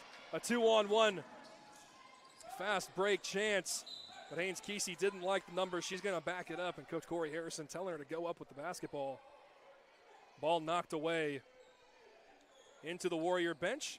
Herndon inbounds the basketball to Clark Ivett. Has 3 Rams that blitz her And it's Emmeline McManus that gets the steal, and a Euro step layup right into the middle of the floor is good. McManus now on the board tonight, trims the lead back to 9. And now a foul on the trap on McManus. Her hands were up initially and then almost umbrellaed over Clark Ivett. And she'll draw the personal foul. The third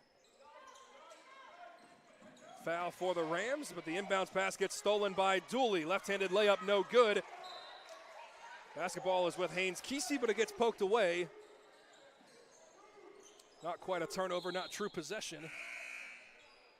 Denver Valley number 30, Jemiah Johnson. But that'll keep it with the Rams right here on the right side of the floor. 3:22 to play in the third quarter.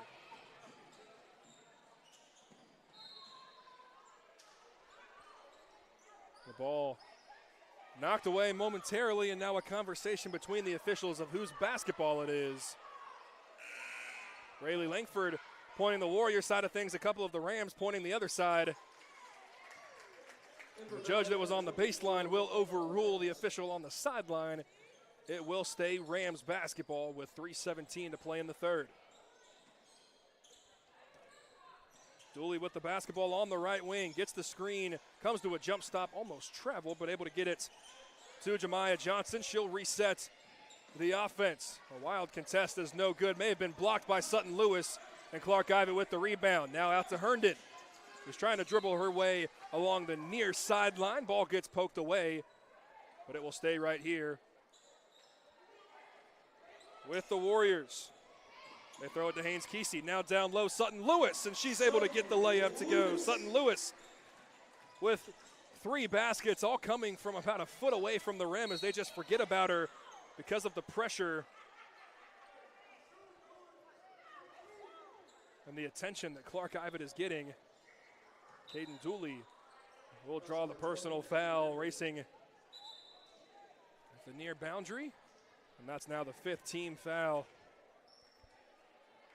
for the Warriors. Will send Valley to the free throw line.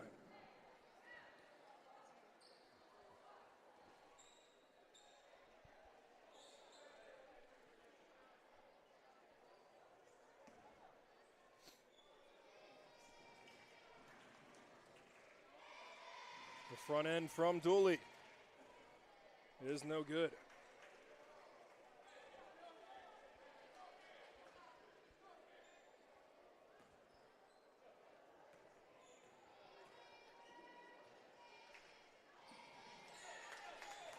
She's able to knock home the second free throw. A quick outlet by Herndon goes to Ivett. She's able to work her way down low. A whistle. The layup is good. Will they count it on the floor? They will, or they won't count the basket. They will say a foul on the floor. Correction, fouls on the floor. Gosh, Davis. Fouls on number 30, Jemiah Johnson. Can't trust these PA announcers, man. Warriors basketball under their own basket. Herndon trying to find somebody. Throws it to Rayleigh Langford out at the volleyball line, and she will set up the offense with 2.5 to play. Warriors lead is 10, but the ball gets poked away. Now running left are the Rams. Layup no good. Second chance, third chance opportunity is no good, and Clark Ivett gets knocked to the floor. A hard foul on the Rams, trying to close in. Fouls number 3 in the Bay, Hughley. And I believe that is the 5th team foul on the Rams.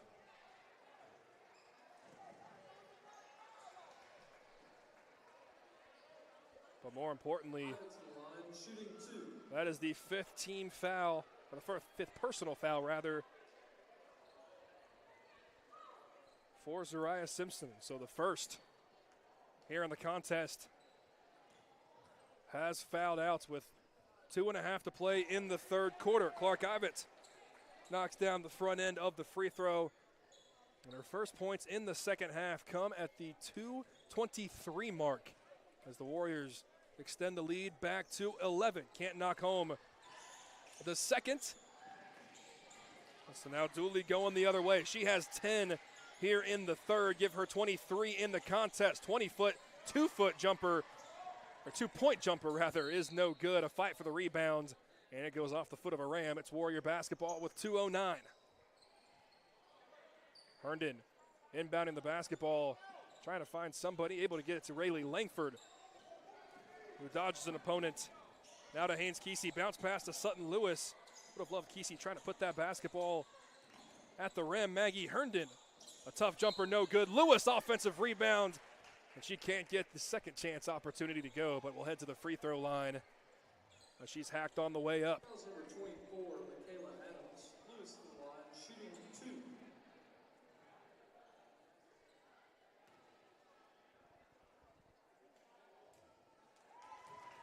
And she knocks home the first. In for Valley number 15, Auburn McManus. Sutton Lewis, a great third quarter for the Warriors. She knocks down both free throws. She's now in double figures. Had 2 in the first. She now has 10, has 8 in this third quarter. And the lead swells back to 13. You feel like anywhere from 10 to 15. The lead has been this entire second half. The elbow jumper is no good. Fight for the offensive rebound, and I believe they're going to get Haynes Kesey on either a reach-in or an over-the-back foul.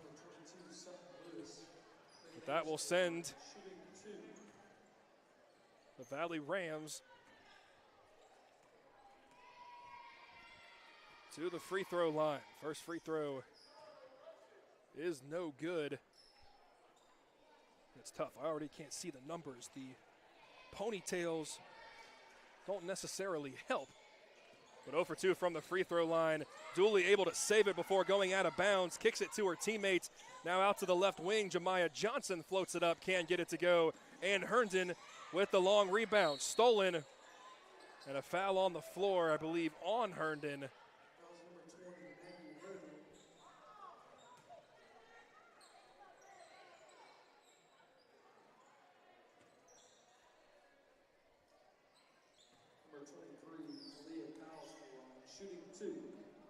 So Kalia Kyles, who has 6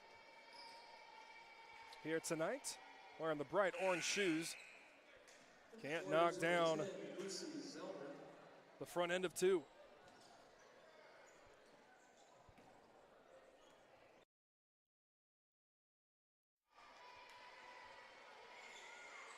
Can't get the second one to go either. However, the long rebound is fought for. Initially, Dooley couldn't save it before flying into her own bench.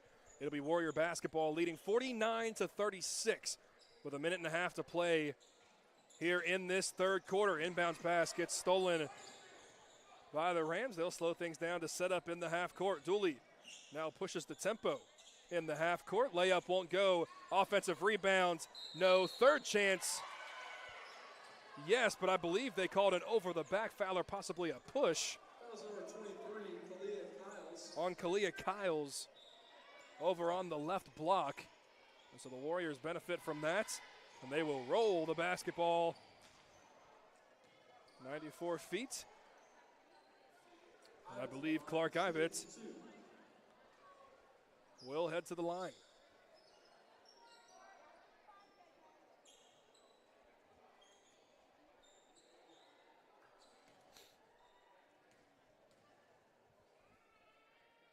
Two dribbles and right up with it. And Clark Ivett makes the first. Ivett now another 20-point contest. She has 21. Make it 22. As neither one of the free throws even thought about hitting the rim for the sophomore guard. Back to 15 is the lead for the Warriors. Going to a 1-2-2 zone. But Dooley able to drive in and draw another foul.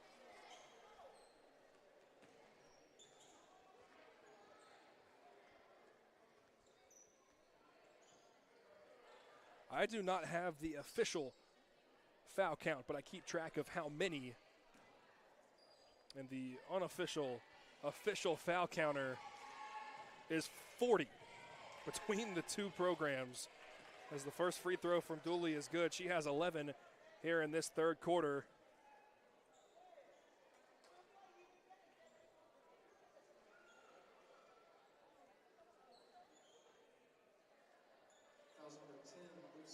And Lucy Zellner, I believe, was the one that they ended up calling the foul on, and she cannot believe it. And for the Warriors, number 5,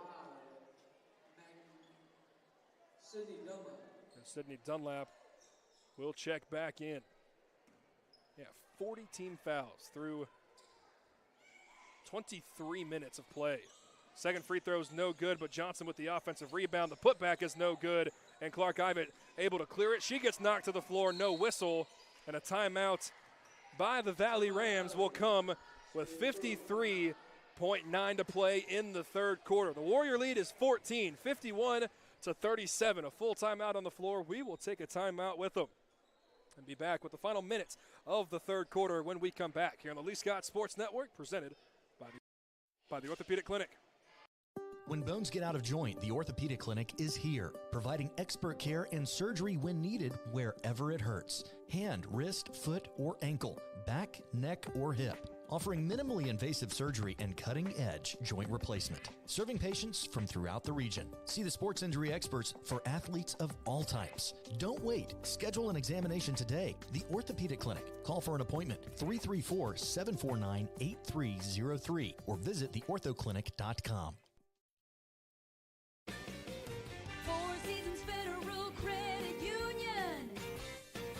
Homegrown and member-owned. We love our members love us. Oh yes, ever since I got off active duty, they have helped me. I would recommend to anyone, if you really want to get your finances in order, come and see for yourself. I promise you, they will help you get on the path to financial freedom. Four Seasons Federal Credit Union with 2 local branches. Membership eligibility required. Accounts federally insured by the National Credit Union Administration.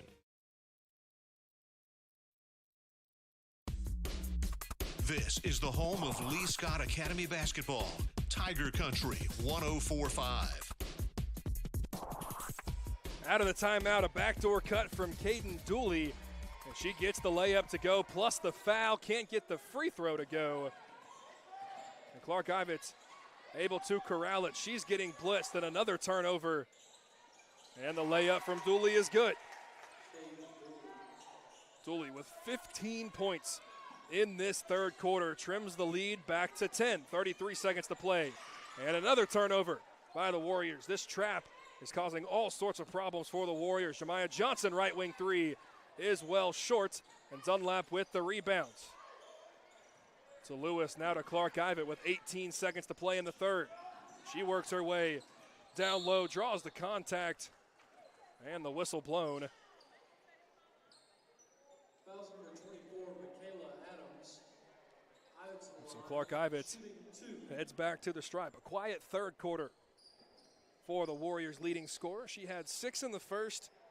She had 13 in the second, only 3 here in the third. Looking to make it 4 and 5, and the first one is good.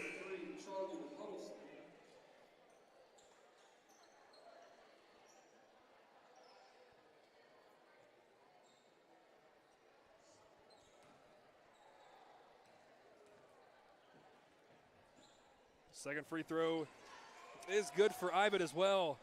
4 for 4 in her last 2 trips to the line, and none of them have even thought about hitting the rim. Dooley, Euro step layup, no good. Johnson with the offensive rebound. 3 seconds, 2 seconds. Does she see it? She does. Elbow jumper is off the front of the rim, and that is how the third quarter will come to a close. You feel like the Rams won the third quarter, but you look up at the scoreboard, it's still a 12-point game. And so despite everything, you still love where you're at if you're a fan of the Lee Scott Warriors. 24 minutes down, 8 to go, and we'll get the start of the fourth quarter when we come back. 53-41 through 3. We're back after this here on the Lee Scott Sports Network, presented by the Orthopedic Clinic. Mountain High Outfitters is helping you gear up for cooler weather with new styles and colors in downtown Auburn. From fan favorites in footwear like Hoka, On, Ultra, Brooks, New Balance, and Birkenstock, Mountain High Outfitters offers the largest footwear selection in Auburn. Plus, find those hard-to-get apparel brands like Aviator Nation, Gold Hinge, Yori, Local Boy, and Free People Movement. Don't forget our new trucker hats from Good Old Boy, Gorin Brothers, and American Needle. Come visit Mountain High Outfitters next to Taziki's on South College in the heart of Auburn. Experience and knowledge from the pros. Russell Do It Center and Building Supply. Russell Building Supply is your hometown home improvement store. You'll find what you need when you need it. And as a Russell Rewards member, you'll be in the know about monthly specials and exclusive offers. Russell Building Supply, East University in Auburn, across from Cary Creek Publix. Experience and knowledge from the pros. Russell Do It Center and Building Supply.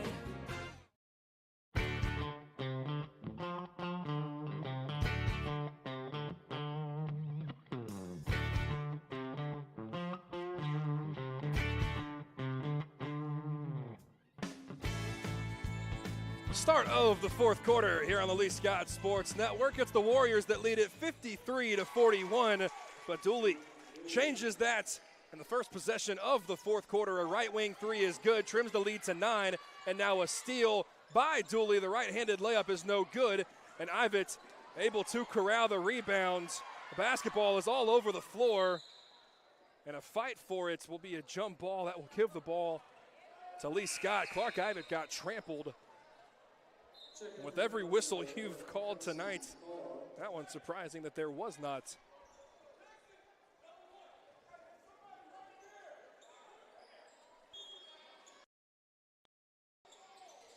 Everybody will take a sigh and a little bit of a breath as Charlie Huddleston with the basketball.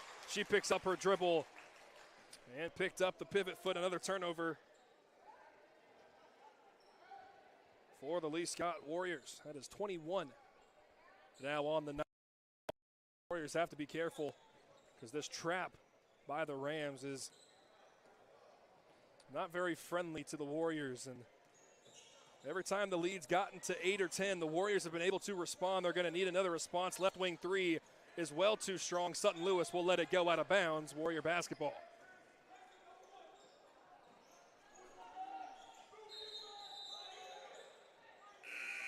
Haynes Kesey will check in for Charlie Huddleston.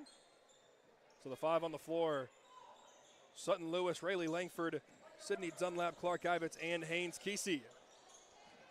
An outlet pass goes to Clark Ivett. She has Sutton Lewis if she can see her instead. A reach-in foul on the Rams. Knew she was out of position. And not the intentional foul, but actually a pretty nice one. It was a 3-on-1 break, and Carr reached in on Ivett. Inbounds pass goes from Rayleigh Langford to Clark Ivett. The Rams fall asleep, and the weak side layup is good with the left hand from Clark Ivett. Warriors staying in that 2-1-2. It almost looks like zone. Dooley able to break it, but the runner is no good. Ivett with the rebound. She now pushes. And the ball poked away from behind by Michaela Adams. 6:47 to play here in this fourth quarter. Warriors 55.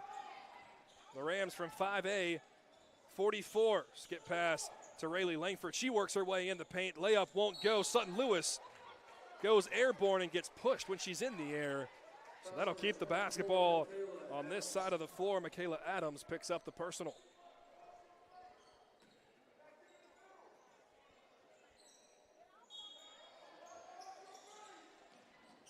Lewis, the inbounds pass is knocked away by Jemiah Johnson. No, I guess Johnson didn't touch it. So it was Sydney Dunlap that was the last Warrior to touch the basketball. So another turnover, 22.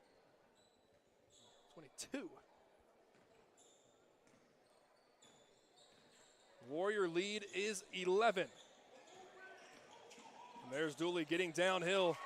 And the right-handed layup is good. Caden Dooley has been unstoppable on the offensive end of the floor. And again, we've talked about it, has more speed than any Warrior and has shown that so far. Clark Ivett, a lot of physicality down low. And the whistle is blown before she can get a shot up. But already the third team foul. And that's another on Michaela Adams.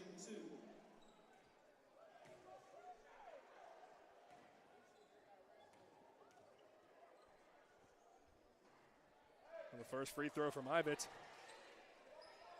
is short.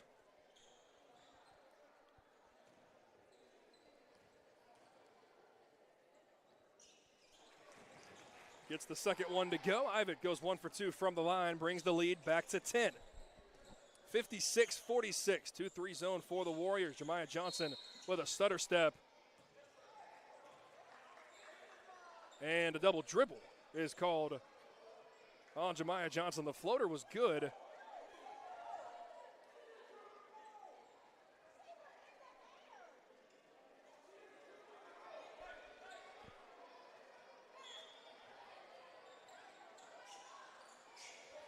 Conversation being had. I kind of agree with the Rams coach. I didn't think she put the ball on the floor before the Euro step. So if anything, the travel could have been called. Warrior basketball. Sydney Dunlap on the right wing. The three won't go. The fight for the basketball. It will be Valley Rams ball.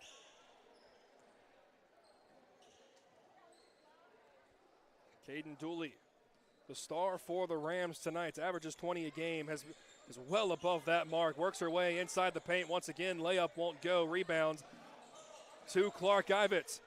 Outlet pass to Haynes Kesey. A 3-on-2 right-handed layup. Kesey wide open, and she gets it to go. It's one thing if the Warriors can keep their head up trying to break the press. There's only one Ram that's at half court. Other than that, the Warriors can get numbers in the front court. Dooley responds right away with a layup of her own. And back and forth we go. Lead still at 10. Haynes Kesey the basketball. Now to Sydney Dunlap. Right-handed layup is no good. Again, the Rams cannot foul when the ball gets down low. And back-to-back possessions where they have just let the Warriors find the bottom of the net. They throw it down low with Adams. And a loose ball foul on Sutton Lewis going for the poke steal. I'm going to need the official counts again. Genuinely surprised only one player has in this contest. The unofficial official count is 38, 43, now 46. Combined fouls between the two squads. A loose ball momentarily, and Dooley able to get it on the right block and lay it in. Caden Dooley has done everything for this Warrior squad. The ball thrown away. Right-handed layup is too strong, but the offensive rebound is gained by the Rams. Right-handed layup once again is too strong, and Clark Ivitt clears the rebounds.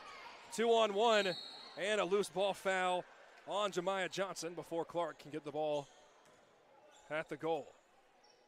Fouls number 30, Jemiah Johnson. That's her 5th personal foul.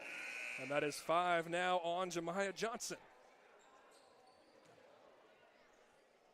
Johnson only 3 points on the night, averages right around 17.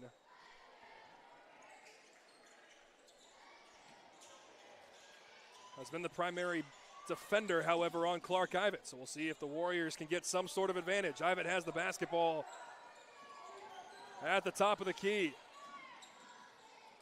Now to Haynes Kesey. She dribbles up to the top. Now to Maggie Herndon, right wing three. It's every part of the rim, but can't get it to go down. And the long rebound is gathered by Kyla Williams. Dooley now works her way in the paint, lowers her shoulder, no whistle. And the layup is no good, and a foul on the rebound. A strong rebound by Lucy Zellner. And they're going to get Emmeline McManus. And that is 5 now on McManus. So there we go. As soon as I say, I'm not sure how there was only one back-to-back fouls by the Rams and becomes back-to-back foul outs and disqualifications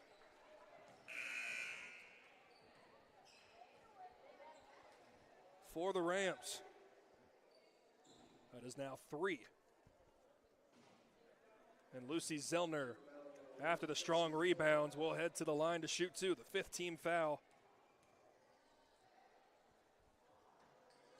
for the Rams. First free throw is no good. The Warriors lead at 60-50 with 4:05 to play here in the contest. Second free throw from Zellner. is good. Lucy Zellner now in the scoring column for the first time here this evening. Trying to get downhill is Caden Dooley. Instead backs it up and tries her luck from deep. Can't get it to go. And a fight for the rebound with Lucy Zellner and Michaela Adams. They're going to call a jump ball as both players work their way to the floor, but the possession arrow will keep it, or rather give it, to Lee Scott. There are 2 defenders on Clark Ivett.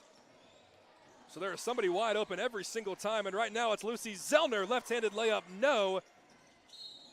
But Dooley can't corral the defensive rebound, knocks it out of bounds, and it will stay with Lee Scott. For the Warriors right now, they're playing 4-on-3. There are 2 defenders that are face guarding Clark Ivett, surrendering a player for Lee Scott. Sydney Dunlap with a spin move, works her way down low, can't get the layup. And Dooley this time does corral the defensive rebounds.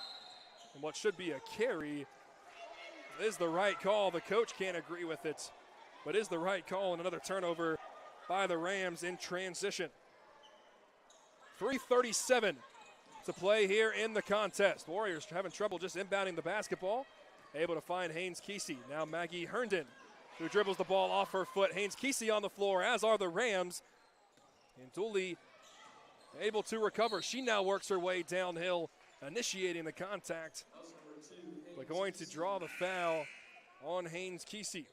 Second team foul for Lee Scott here in the fourth quarter, and that is 5 now on Haynes Kesey. We made jokes in the first and second quarter about these teams figuring out how deep the bench is. That is now 4 disqualifications in the contest. You continue to add to the foul counter. Jump shot on the elbow is no good, and another foul on the offensive rebounds. They're going to get Sydney Dunlap with the personal foul.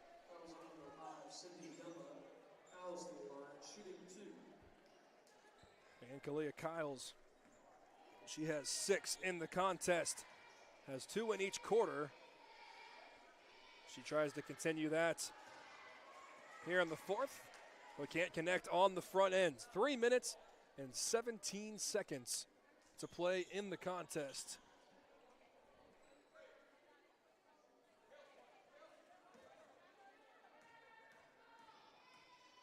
Warrior lead sits at 11 as it stands right now, with the second free throw rattling in. The lead is trimmed to 10. Sydney Dunlap will bring the ball up the floor for the Warriors. They throw it down low to Lucy Zellner. It goes in and out of her hands, and Adams is able to get the steal. They put it in the hands of Caden Dooley. She's now using tempo, throws it down low to the left block, and the layup is good. Timeout is called by the Rams.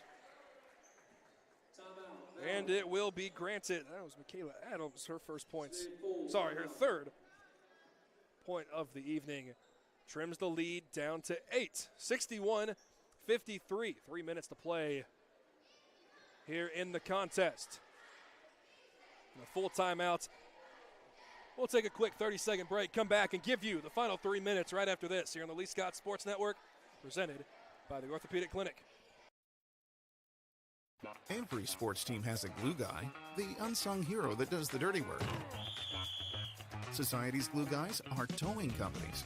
Whether your car is in an accident or you own a business and need a vehicle moved, we all need tow trucks. When you need one, call Auburn Express Towing, offering 24-hour towing services. AET specializes in parking lot and private property towing in Auburn. Call 334-821-6033. Auburn Express Towing, located at 615 Opelika Road.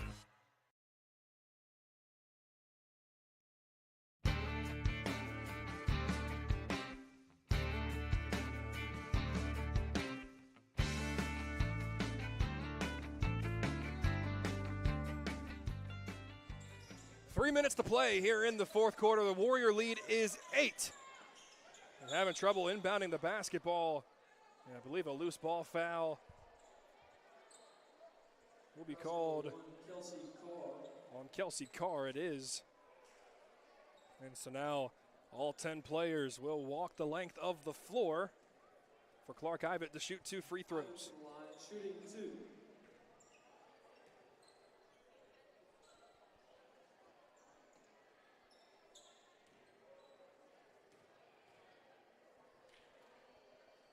First free throw from Ivett brings the lead back to 9. And the second brings it to 10. Ivett now with 5 points in each of the third and fourth quarter. She has 29 in the contest. Dooley lowers her shoulder and almost tucks the basketball like a football player, but works her way down low and draws the contact. And will draw the foul. And that is her 5th personal foul. So 3 Rams have fouled out, and now 2 Warriors have fouled out. And you would imagine there will be a couple more as the first free throw from Dooley finds the bottom of the net. She had 13 at halftime. She now has 23, 28, 33, 38. Now make it 39 points for Caden Dooley. 39 of the 55, and Coach Corey Harrison will take a timeout as the Warriors can't get the ball in bounds. It's a 30-second timeout, so we'll keep it right here on the Lee Scott Sports Network. You feel like from the second quarter on, it's been a lead for the Lee Scotts anywhere from 8 to about 15. And it's a run by one of those teams to either trim in the lead or to swell into the lead, or to swell the lead rather. And right now it's a little bit of a run by the Rams. Not an official run because Lee Scott was able to score a couple baskets in between, but so far the Rams have outscored the Warriors. Let's see, 5, 6, 7, 8, 9, 10. 14-10 in the fourth quarter. 2.5 to play, and Dooley steals the outlet pass, and she lays it in. The lead is back to 6. Clark Ivett now double teamed and a foul.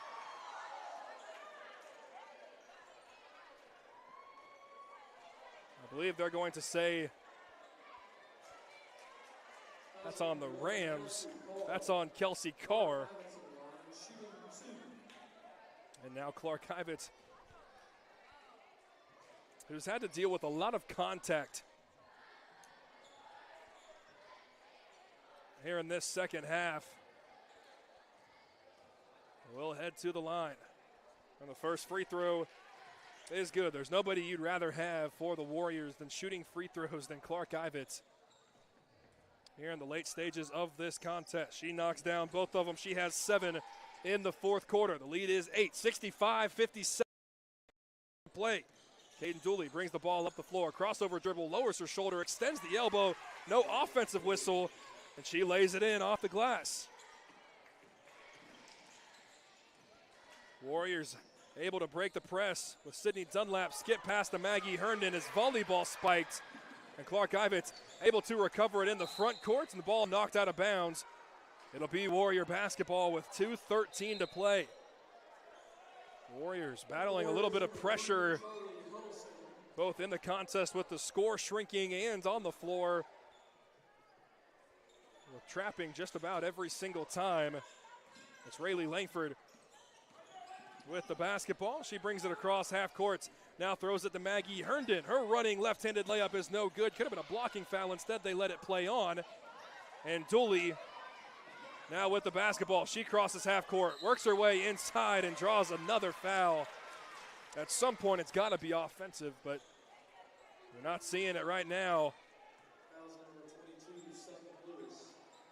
And that's the foul on Sutton Lewis. So Dooley will head back to the line.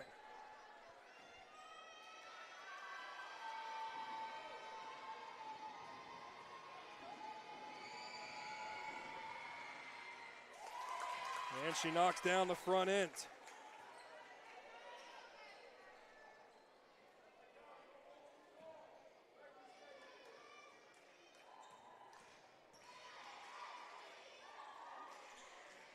Dooley hits every part of the rim, but able to knock down both free throws. 65-61. A 12-point lead has been trimmed to 4. And now an offensive foul on Rayleigh Langford as she tried to jump and throw the ball into the front court.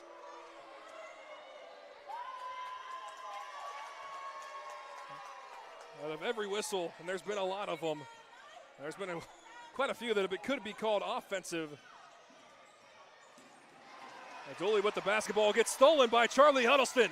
A 2-on-1 fast break, left-handed layup, no. Offensive rebound, and Rayleigh Langford's hacked, and she will head to the free throw line to shoot 2. Great defense by Charlie Huddleston.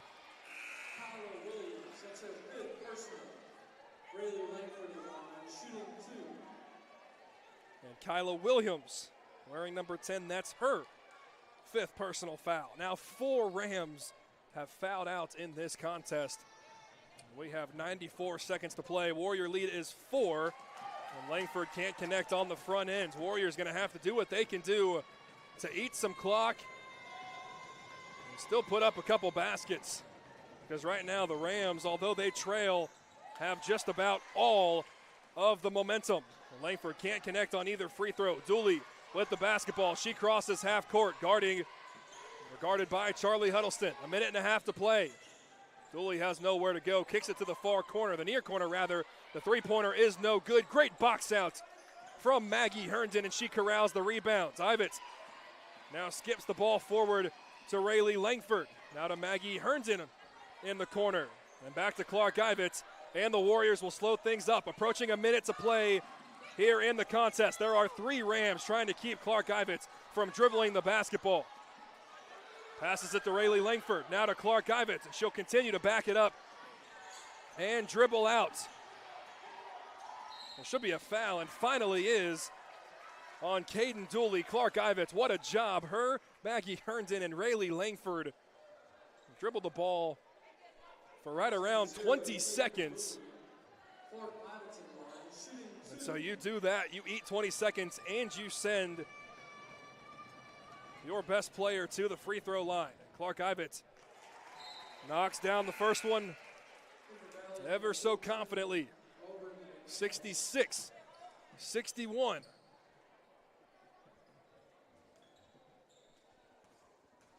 This place might go nuts if Clark Ivett makes the free throw. And she does, as it makes the score 67-61. 49 seconds to play here in the contest. Dooley lets it roll as far as she can. Picked up by Rayleigh Langford. Dooley now gets downhill. The layup is good. 40 seconds to play. Inbounded to Huddleston. Now to Maggie Herndon. There should be a foul, but no whistle. Now the foul comes on the right-handed layup. It was Caden Dooley who tried intentionally fouling at half court, but instead it's on Michaela Adams, and that's her 5th personal foul. My goodness.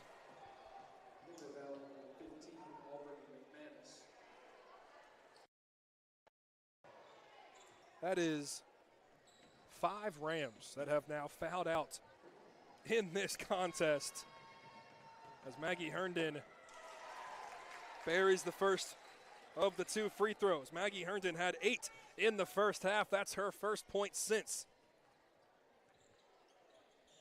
But able to knock down 2 big free throws, uses the glass on the second one, brings the lead back to 6. 30 seconds to play. Dooley's going to try it from deep, and that one's nothing. Out of bounds. Warriors slowly beginning to feel the momentum working their way. They lead by 6 with 24 seconds to play, and a foul.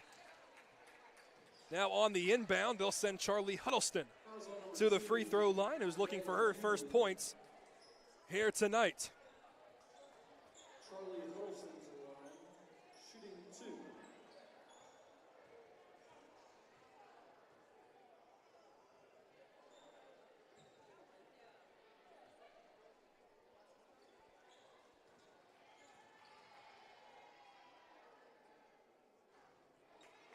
She can't knock down the first one.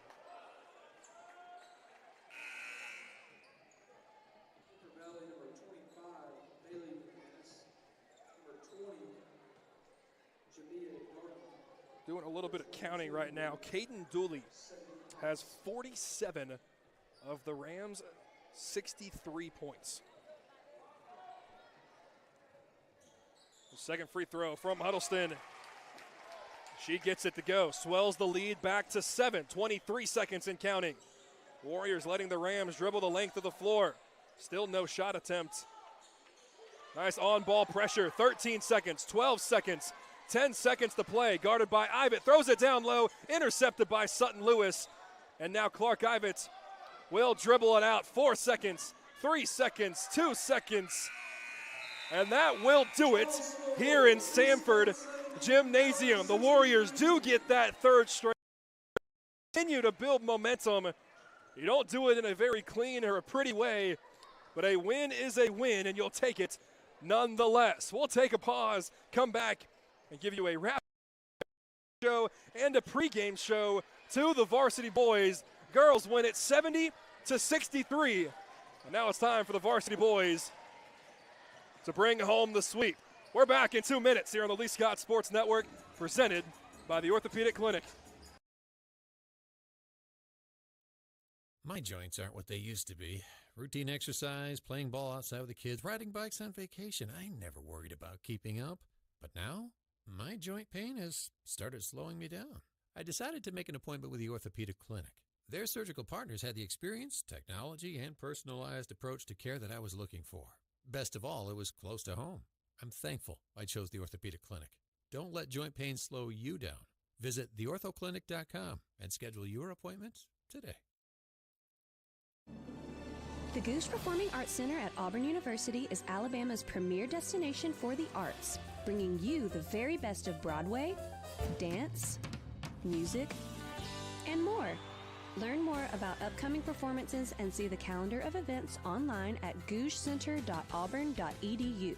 That's GOGUE center.auburn.edu. Or call the box office 334-844-TIXS. Every sports team has a glue guy, the unsung hero that does the dirty work. Society's glue guys are towing companies. Whether your car is in an accident or you own a business and need a vehicle moved, we all need tow trucks.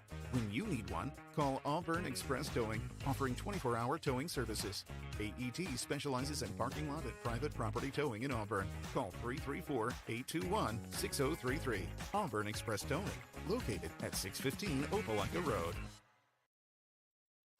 Mountain High Outfitters is helping you gear up for cooler weather with new styles and colors in downtown Auburn. From fan favorites in footwear like Hoka, On, Ultra, Brooks, New Balance, and Birkenstock, Mountain High Outfitters offers the largest footwear selection in Auburn. Plus, find those hard-to-get apparel brands like Aviator Nation, Gold Hinge, Yori, Local Boy, and Free People Movement. Don't forget our new trucker hats from Good Old Boy, Gorin Brothers, and American Needle. Come visit Mountain High Outfitters next to Taziki's on South College in the heart of Auburn.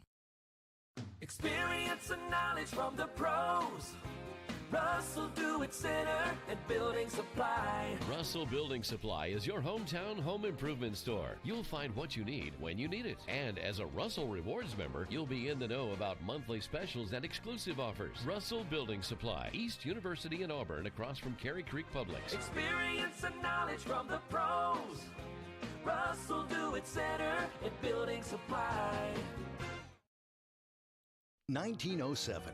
Auburn had no paved roads, no local newspaper, a few automobiles, very little electricity or indoor plumbing, and one bank, Auburn Bank. For all these years, we've had a part in shaping and serving Auburn, Opelika, and East Alabama, a steadfast partner to our customers, meeting financial needs at just the right times. How do we know our community so well? Because we've grown up together. Auburn Bank, champions of you. Member FDIC, online at auburnbank.com. Tiger Country 104.5 is a Radio Alabama station, part of the Auburn Networks family. WAUE HD2, Waverly, Auburn, Opelika. Auburn, Opelika Country. Tiger Country 104.5. The following following is a presentation of Radio Alabama Sports. This broadcast is copyrighted by Radio Alabama for the private use of our audience. Any other use of this broadcast, descriptions, or accounts of the game without Radio Alabama's consent is strictly prohibited.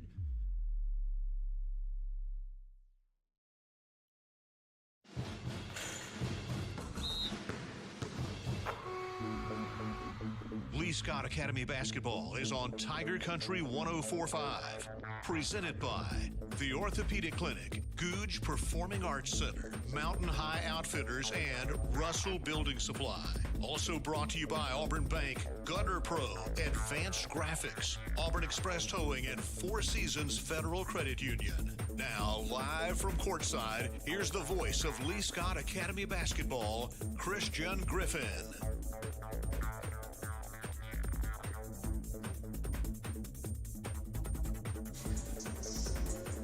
One win down, one win to go as the varsity girls for Lee Scott Academy defeat the varsity girls for the Valley Rams 70-63. It was not a pretty contest, but a win is a win, and you will take that however you can.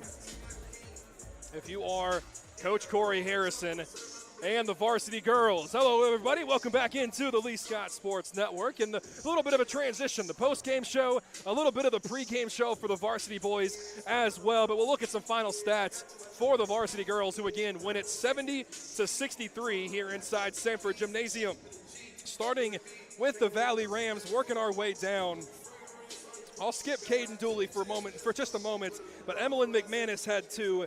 Kyla Williams had 2. Kalia Kyles had 7, Michaela Adams had 3, and Jamia Johnson had 3. Caden Dooley, folks, had 46 in the contest. 46 of the 63 points. She had 4 in the first quarter. She had 8. She had 9, apologies, in the second quarter. She had 15, I believe, if that is correct, in the third. And then she had 18 in the fourth quarter. So 33 of her 46 points came in the second half. But my goodness, the Warriors were able to overcome that, get the job done. It was not pretty. There were 46 turnovers in the contest and 55 personal fouls. That's right, 55. There were 5 Rams that fouled out in the contest and 2 Warriors that fouled out in the contest. Haynes Kesey had 4. Charlie Huddleston had 1. Rayleigh Langford had 2. Sydney Dunlap had a big second half. She finishes with 8. Lucy Zellner and Stella Henderson both add a free throw. Maggie Herndon and Sutton Lewis both finish with 10. And Maggie Herndon is somebody that as of late has continued to pour in the scoring. The numbers continuing to rise, averages right around 7 points a game, but that number is going to continue to rise with nights like this. She was the second focus for this Valley Rams team. She had 8 of her 10 in that first half, while Sutton Lewis had 8 of her 10 in the second half. And so when you have 3 scorers in double figures, you feel like it's a recipe for success more times than not. And Clark Ivett, the engine that lets this team and makes this team go, averages 25 a night, had 34 in the contest. And the Warriors win it 70-63. And now we transition our focus into the varsity boys game, as Coach William Johnson and company come into play at 5-2 overall in the season, while the Valley High Rams come into play at 2-1. Again, a 5A school making their way to Sanford Gymnasium, and you can see the talent that's on the left side of the floor as we look at it right now. Playing at the rim, a couple of them playing above the rim, so it should be a very, very fun matchup here for you tonight. And we'll take our break here in the post-game show and the countdown to tip-off. We'll come back, get you keys to the game here in the varsity boys game, get you starting lineups and opening tip between the Valley Rams and your Lee Scott Academy Warriors. Coach William Johnson and company looking for the sweep here at home tonight. So we're back right after this here on the Lee Scott Sports Network, presented by the Orthopedic Clinic. owner Sean Snow founded Advanced Graphics in 2004 to satisfy a missing service need in East Alabama. 20 years later, Advanced Graphics has proven mission accomplished. For any comprehensive graphic need, vehicle wraps, decals, signs, custom apparel, and even those difficult-to-source laser-engraved ADA signs. The dedicated staff at Advanced Graphics offers exceptional quality with amazing customer service. Contact Advanced Graphics today at 334-501-8600. That's 501-8600. Advanced Graphics in Auburn. World-class service with local attention. Four Seasons Federal Credit Union. Homegrown and member-owned. We love our members love us. Oh yes, ever since I got off active duty, they have helped me. I would recommend to anyone, if you really want to get your finances in order, come and see for yourself. I promise you, they will help you get on the path to financial freedom. Four Seasons Federal Credit Union with 2 local branches. Membership eligibility required. Accounts federally insured by the National Credit Union Administration. Hi, this is Tyler with Gutter Pro. Around here, we believe details make the difference. That's why we're the premier choice for custom seamless gutter systems and leak protection for both homes and businesses. No matter what kind of gutter you need, we do it all. From seamless installs to custom finishes, our work is built to last and tailored to your style. So don't settle for less. Leave it to the pros at Gutter Pro. Check us out today at gutterprosolutions.com. That's gutterprosolutions.com. Four Seasons Federal Credit Union. Homegrown and member-owned. We love our members love us. Oh yes, ever since I got off active duty, they have helped me. I would recommend to anyone, if you really want to get your finances in order, come and see for yourself. I promise you, they will help you get on the path to financial freedom. Four Seasons Federal Credit Union with 2 local branches. Membership eligibility required. Accounts federally insured by the National Credit Union Administration. Time now for the keys to the game. Brought to you by Jeffcoat Trant Funeral Home on Tiger Country 104.5. Counting you down to opening tip here on the varsity boys side of things between the Valley Rams and your Lee Scott Academy Warriors. The starting lineup's about to be announced. We'll go ahead and get you our keys to the game, as those are presented by Jeffcoat Trant Funeral Home and Crematory, serving Opelika, Auburn, and Lee County since 1988. The first one for the Warriors, as always, play fast. Use your tempo to your advantage. Second one, rebound. This is a team that has a little bit of height in Valley, and we're told they really value their possession. So if you can get defensive rebounds and try and minimize their opportunities to find the bottom of the net, force them to one and done. And third, defend your home court. This is one of the first few times that you've been here inside Sanford Gymnasium. Continue to build your confidence. Continue to do what you need to do here in front of a crowd that continues to grow at Sanford Gymnasium. We're going to pause for 30 seconds, and I'll come back and we'll get you those starting lineups and opening tip between the Rams and the Warriors. All of that coming up here on Tiger Country 104.5. Experience and knowledge from the pros. Russell Do-It Center at Building Supply. Russell Building Supply is your hometown home improvement store. You'll find what you need when you need it. And as a Russell Rewards member, you'll be in the know about monthly specials and exclusive offers. Russell Building Supply, East University in Auburn, across from Cary Creek Publix. Experience and knowledge from the pros. Russell Do-It Center at Building Supply.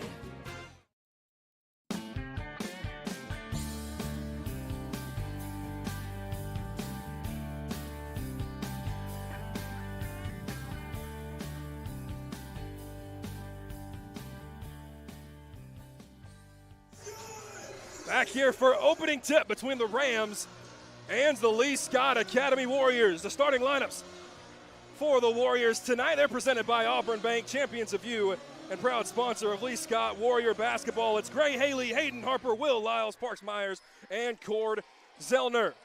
The Rams win the opening tip. They're going right to left on your radio dial, wearing their road blues, the diamonds down each side of the jersey. The Warriors in their home whites with the navy blue stripe on the side. Nice defensive pressure on the opening possession.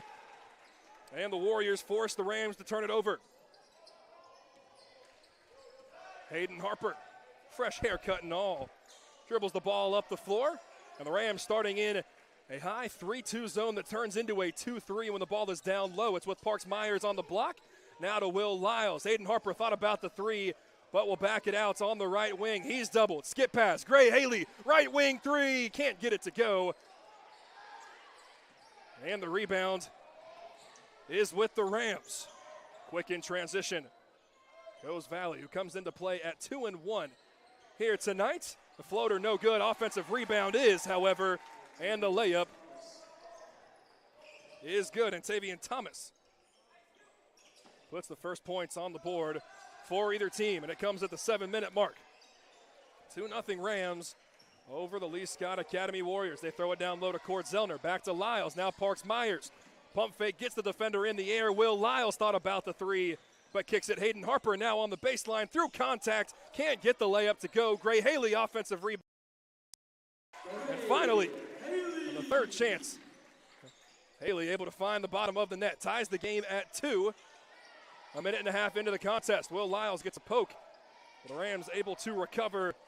2-on-3. Thomas driving it in regardless. Inside layup. Layup with the inside hand is no good. And Haley with the rebound. Harper, beautiful pass finding Parks Myers, but the shot is blocked up at the rim. And now in transition goes Aaron Frazier. The floater won't go. A fight for the rebound. And they will say it's Warrior basketball. Both of these teams using tempo here early tonight. Will Lyles has the basketball at the volleyball line extended. They're going to have to get Cord Zellner involved right in the middle of this zone to try and create a little bit of offense. He's standing outside the paint right now. Parks Myers, now Harper, now Haley on the left wing. Good ball movement, but no real shots at the rim with this Valley zone. They now do throw it to Cord Zellner. Back to Will Lyles. His three from straight away. Hits the rim, the backboard, and falls out. Gray Haley, the layup is blocked. And now the Rams work in transition. The slow Euro step. And Azarian Jennings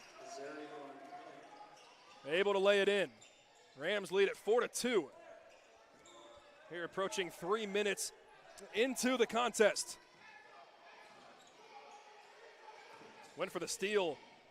Did Jennings, couldn't get it, and puts his team in a bad spot. Lyles almost throws it away, but Gray Haley there on the left wing. Hayden Harper in the far corner, right in front of the bench, can't get it to go. And now the Rams with a 4-on-3 opportunity. A long pause and a hold in the air from Azarian Jennings. Couldn't get the layup to fall, and Harper now works his way in transition. Splits the two front defenders, and the ball goes out of bounds. It'll stay Warrior basketball here on the right side. And as you see quite often, Coach William Johnson quickly going to his bench. 3 sub in, 3 sub out. It's Zellner, Myers, and Haley that sub out. Harris, Barrett Cook, and Brooke Zachary check in for the first time. Will Lyles catch and shoot 3. He finds the bottom. Will Lyles right in front of the Rams bench. Gives the Warriors a 1-point lead. And the Rams try and throw it off the foot of Chapman Harris, but instead it goes off of a Ram. It's Warrior basketball under their own basket. 4.5 to play here in the opening period. Now Chapman Harris wide open, cutting towards the rim. Hayden Harper finds him. And Harris with the strong, dominant left hand, able to scoop it up and in. The Warriors lead by 3. With 4.5 to play here in the opening period. Close to a 10-second violation. But Jennings with the basketball, tries to split a couple defenders, loses the basketball. Brooke Zachary with the steal. Hayden Harper now works his way downhill, up and under. Couldn't get the English to find the net. And the rebound is to the Rams. They will slow things up. Warriors coming out in man so far here tonight. Should be a charge, and it is.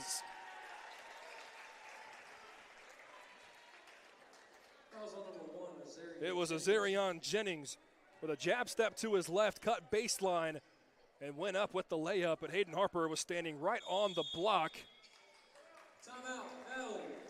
And could not be more different than the girls' game, as we are 4 minutes and 10 seconds in, and you have your first foul of the evening. A 30-second timeout. We'll keep it right here. Tempo, the name of the game so far really for both of these squads.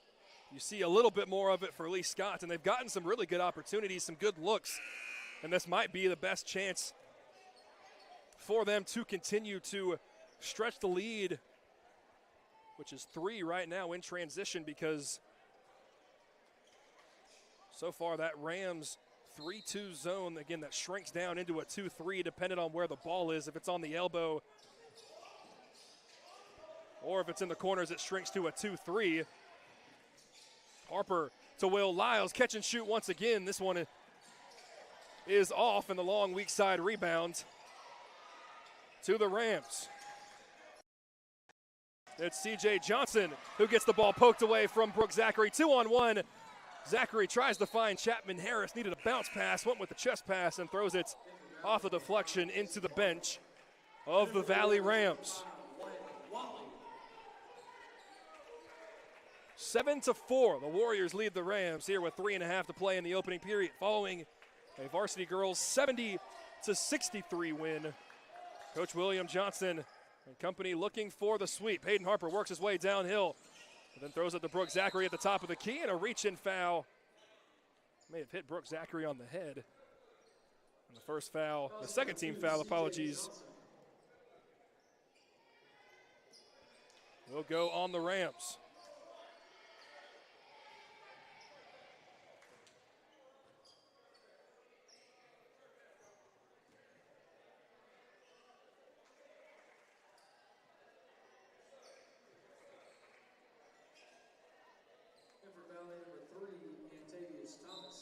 I believe it was one of the Rams that tried to sub in but just ran his way from the bench, and the official was right on it and told him no, to go back to the bench while he can sub in legally. Wyatt Watley checks into the game. Hollywood checks into the game for the first time here tonight. Chapman Harris not about the three, works his way down low, got hit in the arm on the way up. The layup is short.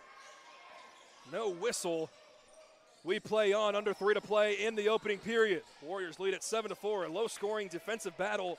Both teams have had relatively decent looks at the rim. The struggle so far in the field goal percentage-wise.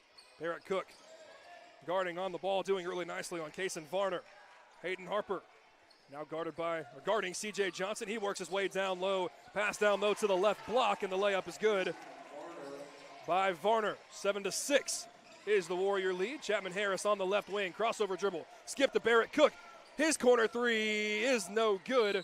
And it should be an over-the-back foul. If it is, it was. That was number 5, Kason Varner.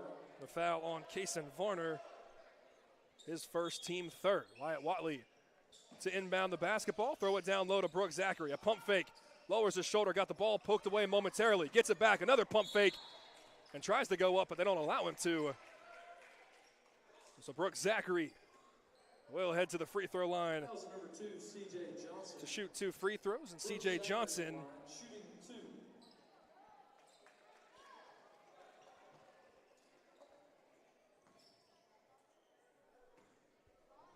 that's his second foul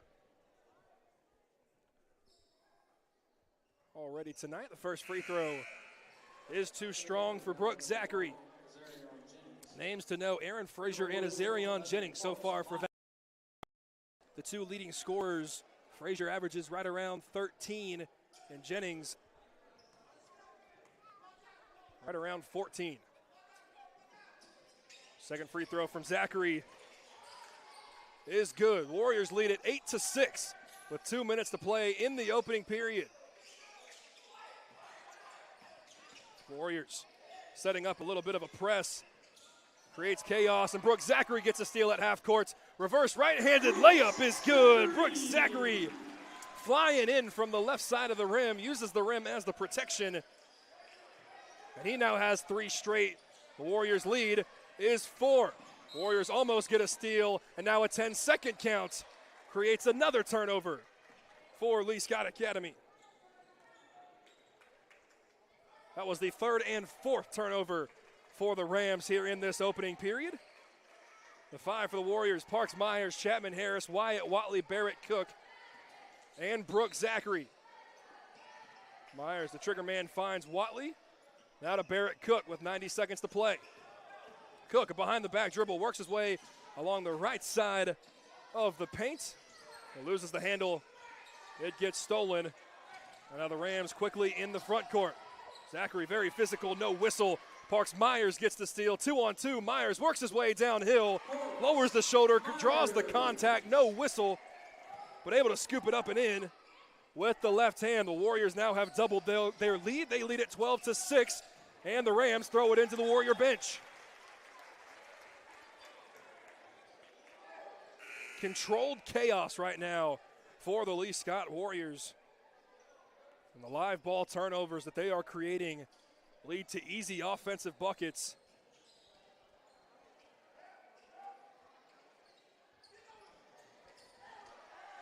Chapman Harris brings the ball up the floor for Lee Scott Academy. Fakes the dribble handoff with Myers. Now to Wyatt Watley at the free throw line. He bobbles it, able to kick it to Barrett Cook in the far corner. Euro step, he gets it stripped. And a wide open fast break opportunity for the Rams. Darrell Shaver right there. And Barrett Cook went from the steal from behind, couldn't get it. Count the layup and the foul.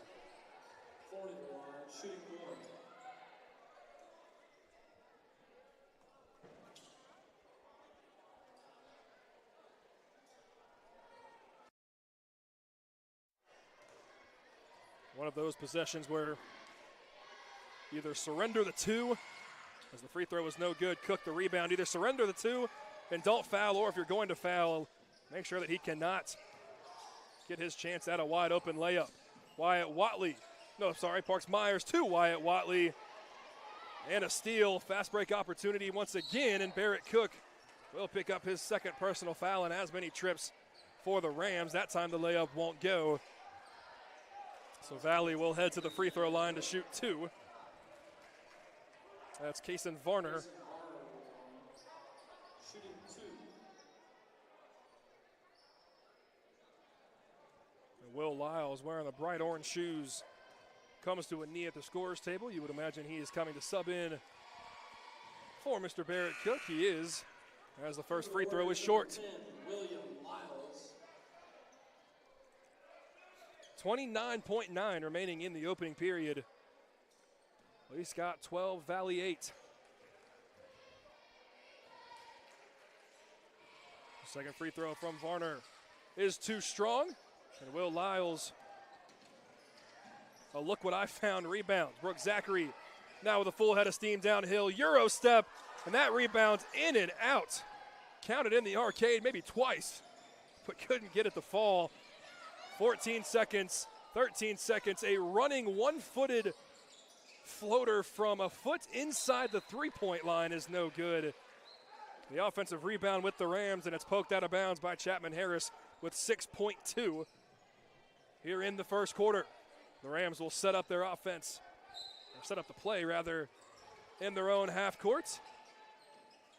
The outlet goes to Azarion Jennings with 4. Now with 3, a push off on Will Lyles, no whistle. A jumper, can't get it to go. Offensive rebounds, yes, but didn't get the layup up in time, didn't go in, so it wouldn't have counted regardless. And that is how the up-tempo first quarter will come to a close. Lee Scott 12, Valley 8. We're back with the second quarter right after this here on the Lee Scott Sports Network, presented by the Orthopedic Clinic. Hey guys, this is Tyler Reynolds with Reynolds Outdoors. Fall is right around the corner, which means hunting season will be on us before you know it. We are now carrying some of the best-known archery brand names like Matthews and PSE to go along with our well-stocked supply of firearms we have always been known for. And did you know we are the largest dealer of box blinds in Alabama, carrying popular brand names like Redneck and Banks? Don't forget, we carry Sitka, Bandit, and Drake apparel as well. Come see us today to meet all of your fall hunting needs. Located on Geneva Street in Opelika.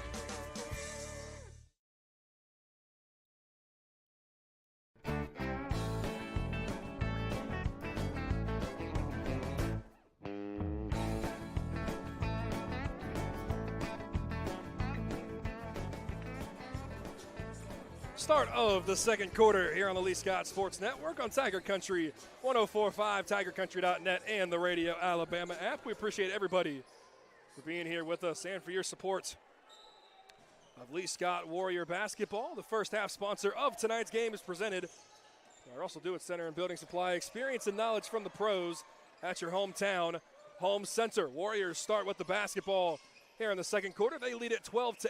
Hayden Harper, a dribble handoff to Will Lyles. He gets downhill, spins his way back to the middle of the floor. Now Gray Haley, he gets cut off. Lyles now works his way downhill and blows the bunny. And Cord Zellner can't corral the defensive rebounds, and the Rams will slow things up. It's Zarian Jennings doing a majority of the ball handling so far here tonight. The ball goes out of bounds. No, saved by the Rams, rather, to Jennings. He's now trapped on the low block. Kick out to Florney.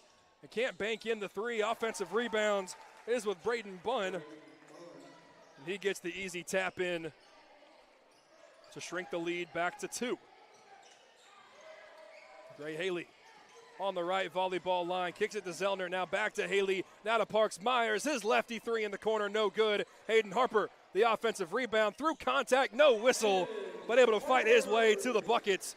And Hayden Harper, after a scoreless first quarter, gets the first points for the Warriors here in the second. And a loose ball foul on Cord Zellner.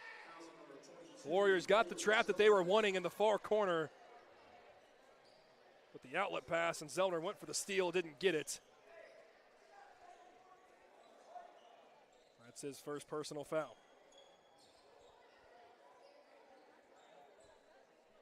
14-10, a minute and a half into the first quarter. It's Travion Flournoy who brings the ball up the floor.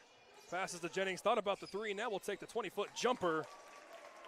And a difficult shot, but shows why he's the leading scorer for this Rams team. He knocks it down. Hayden Harper now in transition. Kicks it to Parks Myers. His three in the corner is well too strong. The Warriors can't buy a bucket from the perimeter. Down low floater from Kaysen Varner is no good, and an offensive foul on Braden Bunn. Didn't have the position and pushed Will Lyles to grab the offensive rebound. That'll bring the ball back to Lee Scott. Not quite a full-on press, but definitely a man-to-man full-court defense. Hayden Harper gets the dribble handoff, Euro step, but I believe they're going to call him for steps. He did. Looked like he almost lost his balance on the second step. And ended up taking one more. You've seen a lot of Euros tonight between the girls and the boys in the 5+ quarters or so that we've seen. Rams inbound the basketball. It goes off the knee of Jennings into the baseline. So the Warriors are gifted a free possession with 5:59 to play before the half. Warriors 14, Rams 12. Hayden Harper, the trigger man for Lee Scott. Beautiful play call. They get the down screen from Cord Zellner on Gray Haley. He rolls to the left. And the left-handed layup won't go, but he's hacked on the way up. And he will head to the line.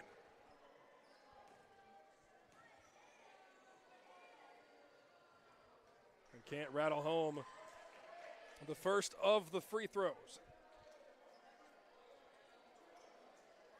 Don't know the exact percentages for the Montgomery tournaments that the boys played in, but even going back to last year in the first game that we called at Childersburg, as Haley does knock down the second free throw, the free throw shooting has been the one big Achilles heel for this Lee Scott team. Hayden Harper went for the poke steal from behind, couldn't get it and hit the arm of Travion Flournoy. He picks up his first personal. That's the second team here in the second. 15-12 with 5:48 to play in the second quarter. Parks Myers gets a steal but loses his footing, and the ball goes all the way to the baseline. And that'll actually give the Warriors time to set up their trap.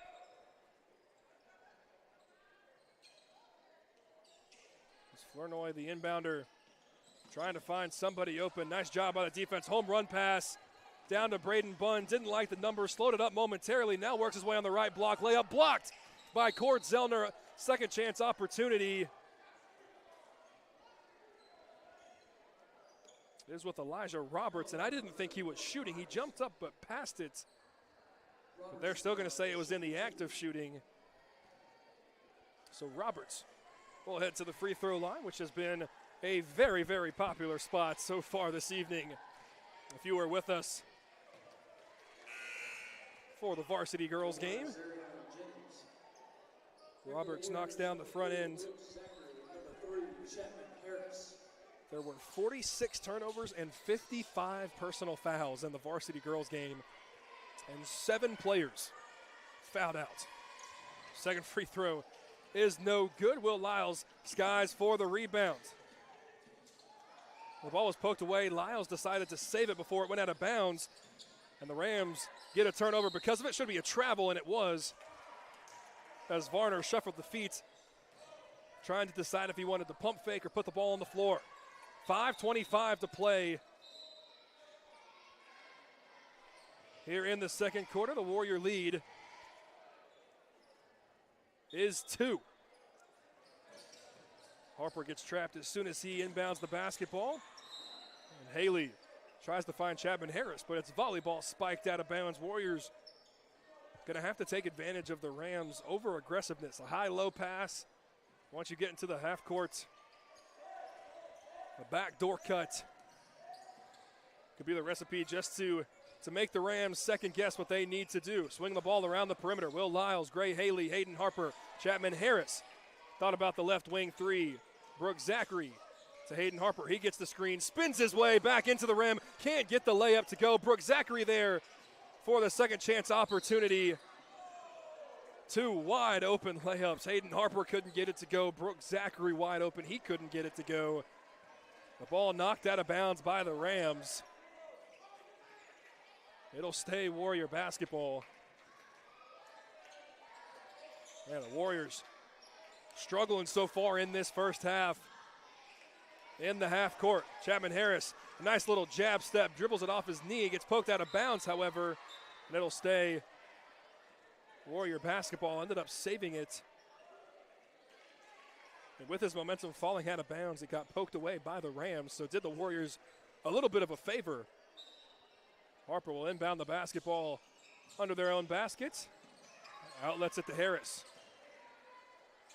Will Lyles gets the dribble handoff, spins his way. Could have been a foul, no whistle. Out to Gray Haley. He spins his way. Left-handed layup from the left block. Is money. Nice move. And Haley now has 5. He's the leading scorer for this Lee Scott Warrior team. And a 5-second call on the Rams as they were unable to inbound the basketball. The Warriors steal another possession, and Gray Haley there once again. But the left-handed layup won't go down. And now a touch foul on Brooks Zachary in transition. 4 team fouls for the Warriors, only 2 for the Rams, and so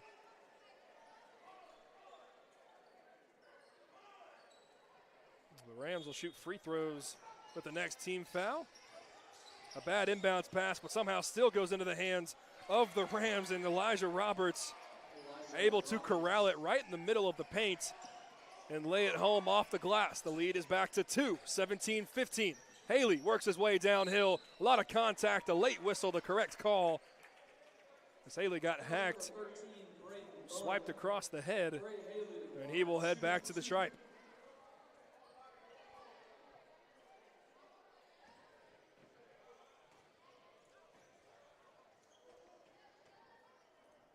First free throw from Gray Haley is good.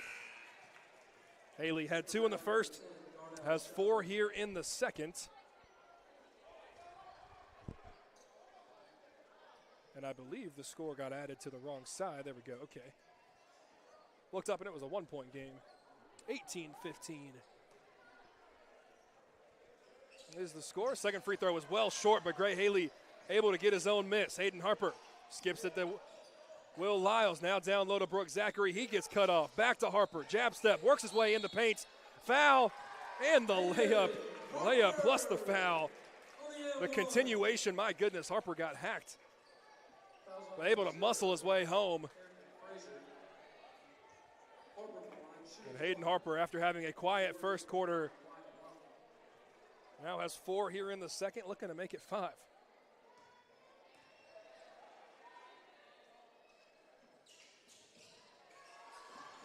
That free throw is too strong, a fight for the rebound. They'll say it goes off of Brooke Zachary into the first row of the fans here.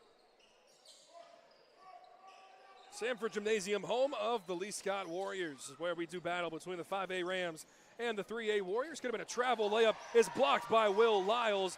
Hayden Harper gathers the rebound, didn't like the numbers, so he'll slow things up. Now you pick up the tempo. Nobody picks up Will Lyles until he's at the rim. The layup is blocked. Offensive rebound. Chapman Harris responds with the 3. Offensive rebound.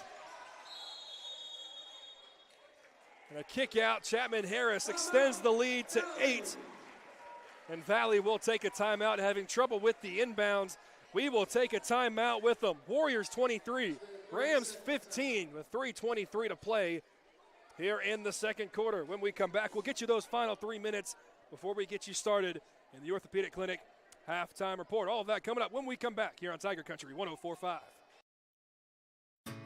Hi, this is Tyler with Gutter Pro. Around here, we believe details make the difference. That's why we're the premier choice for custom seamless gutter systems and leak protection for both homes and businesses. No matter what kind of gutter you need, we do it all. From seamless installs to custom finishes, our work is built to last and tailored to your style. So don't settle for less. Leave it to the pros at Gutter Pro. Check us out today at gutterprosolutions.com. That's gutterprosolutions.com.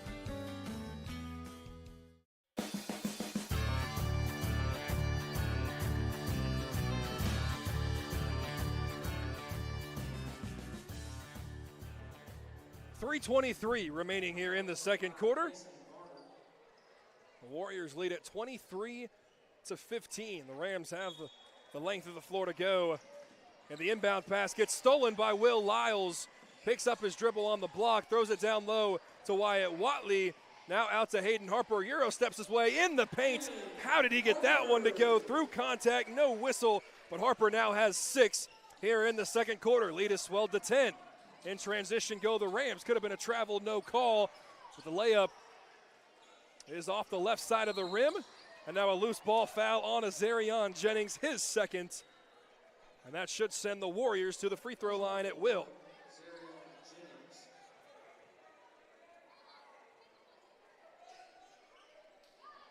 One of the fouls that you don't love really any time as a head coach, but definitely not something that you can afford.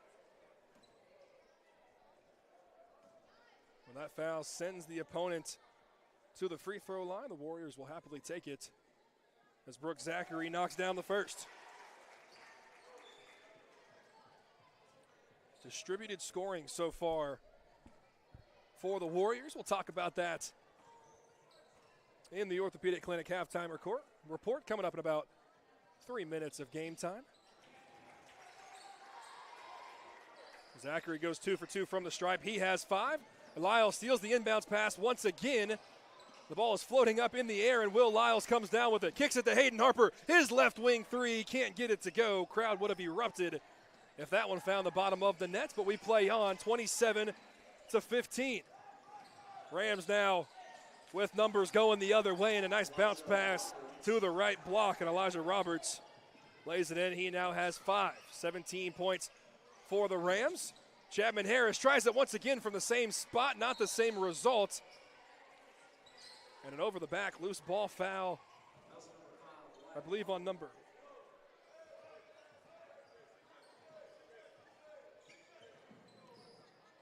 They called that on Wyatt. Wow, okay. I thought the foul was on the other number 5, Kason Varner. But instead they call it on Wyatt Watley.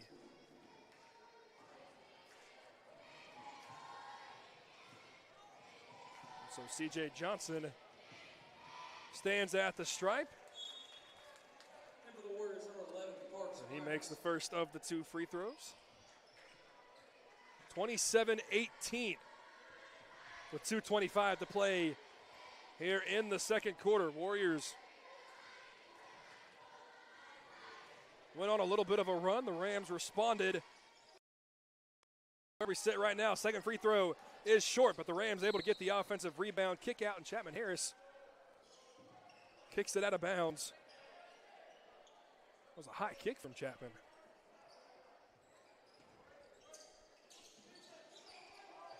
Varner, the inbounder, finds Jennings, who gets to the free throw line. His jumper too strong off the back iron, and a long rebound is fought for, tipped away by Wyatt Watley. Hayden Harper able to recover. It works his way downhill, scoops it up and in. Harper sprinting from the left block, works his way, and again a reverse layup on the right side, but now the Rams in transition. Fadeaway layup, wide open. Questionable decision, couldn't get it to go. Zachary the rebound. Harper, now the outlet pass. Hollywood knocks it down. Wyatt Watley on the board for the first time tonight. His triple extends the lead to 14, 32-18, but the Rams right away with Darrell Shaver right at the rim. Hayden Harper between the legs, dribble, and now at the free throw line. Spins his way downhill, a lot of contact, no whistle. Chapman Harris once again, that one is well short. Pump fake by Brooks Zachary on the offensive rebound. Gets the defender up in the air. That's Azarian Jennings. And Zachary doing all the dirty work. We'll head back to the line, and that's Azarian Jennings, his third personal foul. Warriors couldn't buy a bucket in transition in the first quarter. But so far, the left side of the floor has been kind to him here in the second. Brooks Zachary knocks down the first free throw. He now has 6. As Jack Fuquay enters for Hayden Harper. The lead swells back to 13, 33-20. The second free throw upcoming for Zachary. And he's able to make both of them. Gray Haley will check in for Zachary. Gets a round of applause, as he should, from the Warrior faithful and from the bench as well. 14 is your lead for the Warriors. Watley goes for the steal, doesn't get it. 3-on-1 go the Rams. And in and out is the left-handed layup from Jennings, who stays on the floor with 3 fouls. Gray Haley the rebound. Hollywood tries it again, the same spots, couldn't get it to go. Chapman Harris the offensive rebound and makes the left-handed layup, falling to his backside. Chapman Harris now with 5 in the second quarter. And the lead now 36-20, and an offensive foul.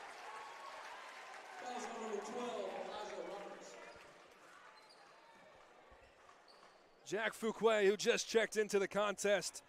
The Euro step didn't fool him, didn't go for the reach. Instead, slid his body right onto the left block and gets another possession for the Warriors, who have opened it up just a little bit. They lead it 36-20 with 42 seconds to play. Hollywood thought about the 3. Now Chapman Harris.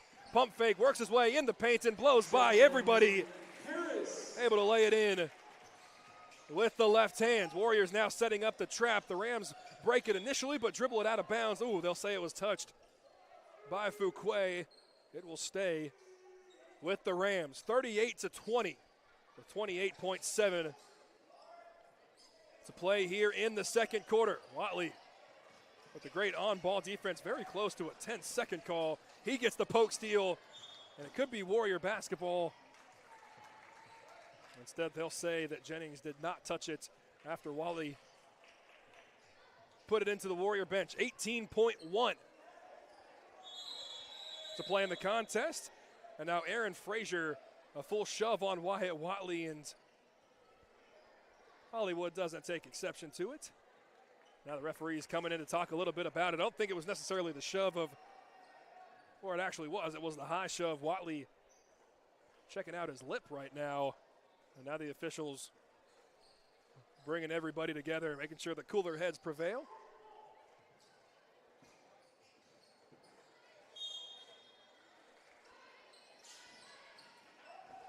Myers almost steals the inbounds pass. The running floater, no good. Gray Haley with the rebounds. Chapman Harris dribbles it up with 10, with 9. Out to Hollywood with 7. Thought about the 3, now dribbles it in the paint. Could have been a carry, no whistle. But the Rams get the steal anyway with 2, with 1. The left wing 3 at the buzzer.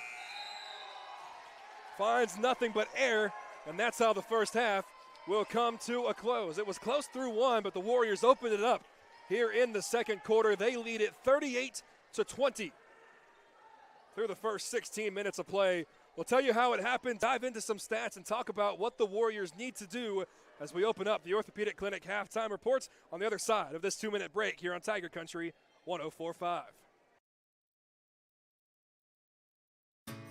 Hi, this is Tyler with Gutter Pro. Around here, we believe details make the difference. That's why we're the premier choice for custom seamless gutter systems and leaf protection for both homes and businesses. No matter what kind of gutter you need, we do it all. From seamless installs to custom finishes, our work is built to last and tailored to your style. So don't settle for less. Leave it to the pros at Gutter Pro. Check us out today at gutterprosolutions.com. That's gutterprosolutions.com.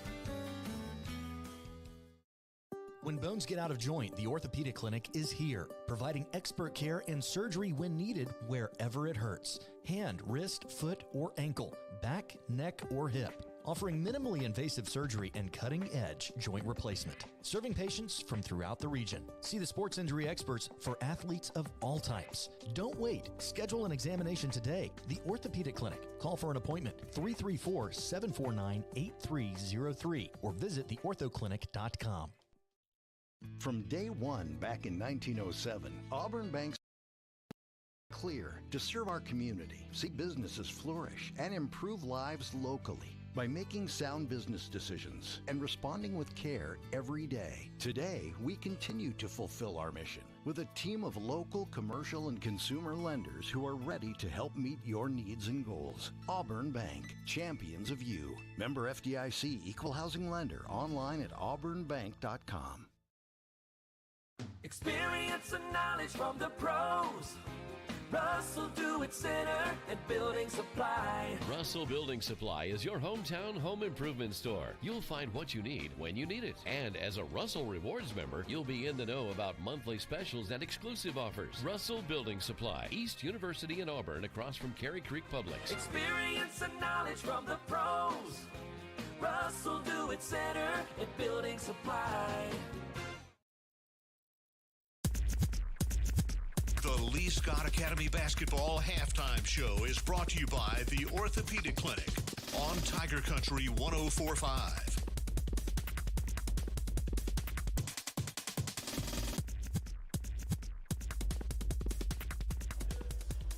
"16 minutes down as the Warriors lead it 30-28 at the halftime reports.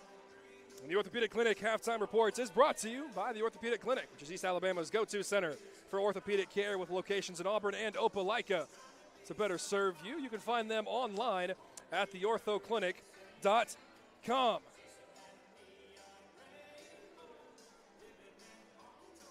And it was a very fast-paced first quarter that had a lot of defense. Both teams had quality shots but couldn't really get anything to go. The second quarter is where things really opened up for the Lee Scott Warriors. They started 0 of 5 from the three-point line and knocked down, I believe, 3 threes in that second quarter that really opened everything up, opened up the offense, opened up the half courts that forced the Rams to kind of extend their zone, which also allowed the Warriors to be able to get inside that zone and find a couple shots inside the paint, which really benefited their lead. That allowed the Warriors to set up their trap, which created some live ball turnovers, and one thing led to another. And the Warriors lead it 38-20 at the halftime break. Halftime stats are brought to you by Lee County Revenue Commissioner Olene Price, who reminds you that if you need services from her office, there's the main office at the courthouse in Opelika and satellite offices in Auburn and Smith Station. Starting with the Rams, as Arion Jennings has 4, C.J. Johnson has 1, and Tavius Thomas has 2, Kason Varner with 2, Darrell Shaver with 4, Elijah Roberts with 5, all of those coming in the second quarter, and Braden Bunt has 2 in there as well to total the Rams to their 20 points through the first 16 minutes. The Warriors only scored 2, 4, 7, 10, 12 in the first quarter, and 26 here in the second. And we talked about the evenly distributed scoring. I mean, my goodness, you have 1, 2, 3, 4, 5, 6, 7 Warriors that scored in the first half. And working my way down, Gray Haley with 6, Hayden Harper with 8, Chapman Harris with 9, Brooke Zachary with 7, Wyatt Watley and Will Lyles both knocked down a three. They both have three, and Parks Myers with a layup in the first quarter. He has two. So 6, 8, 9, 7, 3, 3, and 2. A recipe for success if you're Coach William Johnson and the Lee Scott Warriors. Yes, you love having Hayden Harper, but having so many different scorers, so many different threats that can find the bottom of the nets and can go on runs themselves. And when you play defense the way that Coach William Johnson's squad does, you feel like you're relatively in pretty good shape, especially when things get a little bit hectic. It might benefit you just a little bit more. Again, those halftime stats tonight are brought to you by Lee County Revenue Commissioner Olene Price, who reminds you that if you need services from her office, there's the main office at the courthouse in Opelika and satellite offices in Auburn and Smith Station. We'll take a break, come back, and tell you what the Warriors need to do in this second half to come out victorious and complete the sweep over the 5A Valley Rams. All of that coming up on the Orthopedic Clinic Halftime Report when it continues after this. The Goose Performing Arts Center at Auburn University is Alabama's premier destination for the arts, bringing you the very best of Broadway, dance, music, and more. Learn more about upcoming performances and see the calendar of events online at gougecenter.auburn.edu. That's GOGUE center.auburn.edu. Or call the box office 334-844-TIXS. Mountain High Outfitters is helping you gear up for cooler weather with new styles and colors in downtown Auburn. From fan favorites in footwear like Hoka, On, Ultra, Brooks, New Balance, and Birkenstock, Mountain High Outfitters offers the largest footwear selection in Auburn. Plus, find those hard-to-get apparel brands like Aviator Nation, Gold Hinge, Yori, Local Boy, and Free People Movement. Don't forget our new trucker hats from Good Old Boy, Gorin Brothers, and American Needle. Come visit Mountain High Outfitters next to Taziki's on South College in the heart of Auburn. Owner Sean Snow founded Advanced Graphics in 2004 to satisfy a missing service need in East Alabama. 20 years later, Advanced Graphics has proven mission accomplished. For any comprehensive graphic need, vehicle wraps, decals, signs, custom apparel, and even those difficult-to-source laser-engraved ADA signs. The dedicated staff at Advanced Graphics offers exceptional quality with amazing customer service. Contact Advanced Graphics today at 334-501-8600. That's 501-8600. Advanced Graphics in Auburn. World-class service with local attention. Hey guys, this is Tyler Reynolds with Reynolds Outdoors. Fall is right around the corner, which means hunting season will be on us before you know it. We are now carrying some of the best-known archery brand names like Matthews and PSE to go along with our well-stocked supply of firearms we have always been known for. And did you know we are the largest dealer of box blinds in Alabama, carrying popular brand names like Redneck and Banks? Don't forget Bandit and Drake Apparel as well. Come see us today to meet all of your fall hunting needs. Located on Geneva Street in Opelika. My joints aren't what they used to be. Routine exercise, playing ball outside with the kids, riding bikes on vacation. I never worried about keeping up. But now, my joint pain has started slowing me down. I decided to make an appointment with the Orthopedic Clinic. Their surgical partners had the experience, technology, and personalized approach to care that I was looking for. Best of all, it was close to home. I'm thankful I chose the Orthopedic Clinic. Don't let joint pain slow you down. Visit theorthoclinic.com and schedule your appointment today. Lee Scott Academy basketball is on Tiger Country 104.5.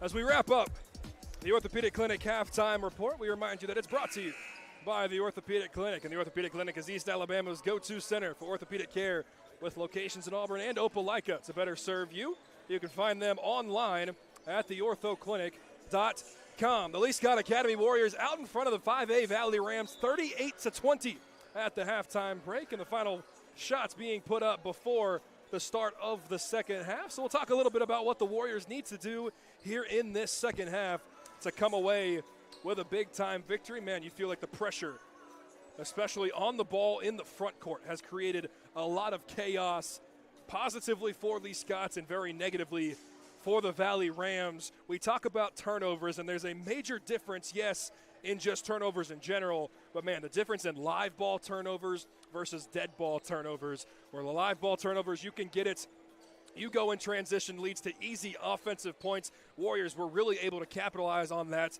in the second half. Warriors relied a little bit more on the three in the first quarter, and you didn't really see any of them fall. In the second quarter, they were much more kick-out threes. They were transition, open threes, rather than those threes that you feel like you could get at any given time in a single possession. 38-20. As we get you underway here in this third quarter, it's the Valley Rams that will start with the basketball going left to right here on your radio dial.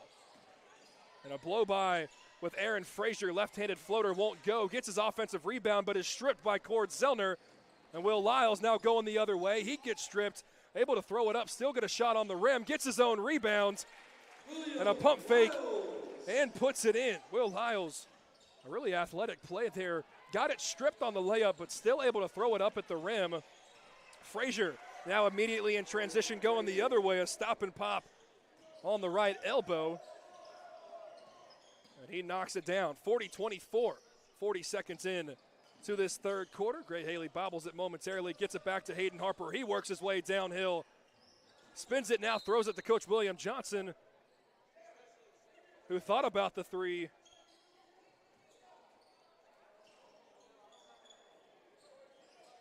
But didn't take it. Come on, Coach. He even put his hands on the laces and everything. Warriors now pressing right at the half-court timeline. He finally caught. I was trying to get his attention. I had my arms up in the air the entire time. He waved me off. 40-22. Valley with the basketball a minute into this third quarter. Will Lyles goes for the steal, doesn't get it. C.J. Johnson left wide open. The three is too strong, and Parks Myers the strong rebound. Crossover dribble at half court. Hayden Harper, his right wing three is good. Hayden Harper now in double figures. He has 11 for the Lee Scott Warriors. A Euro step wasn't necessary from Jennings, and because of it, the right-handed layup is well too strong. Parks Myers now in transition, throws it up with the right hand, gets the bucket plus the foul.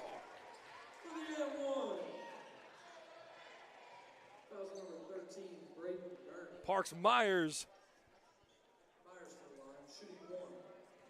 continues to swell the lead for the Warriors. He has 4 and awaiting number 5, but the free throw is too strong.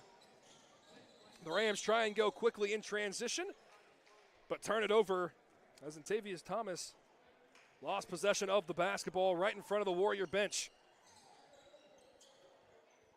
The Warriors nothing run to open up this third quarter.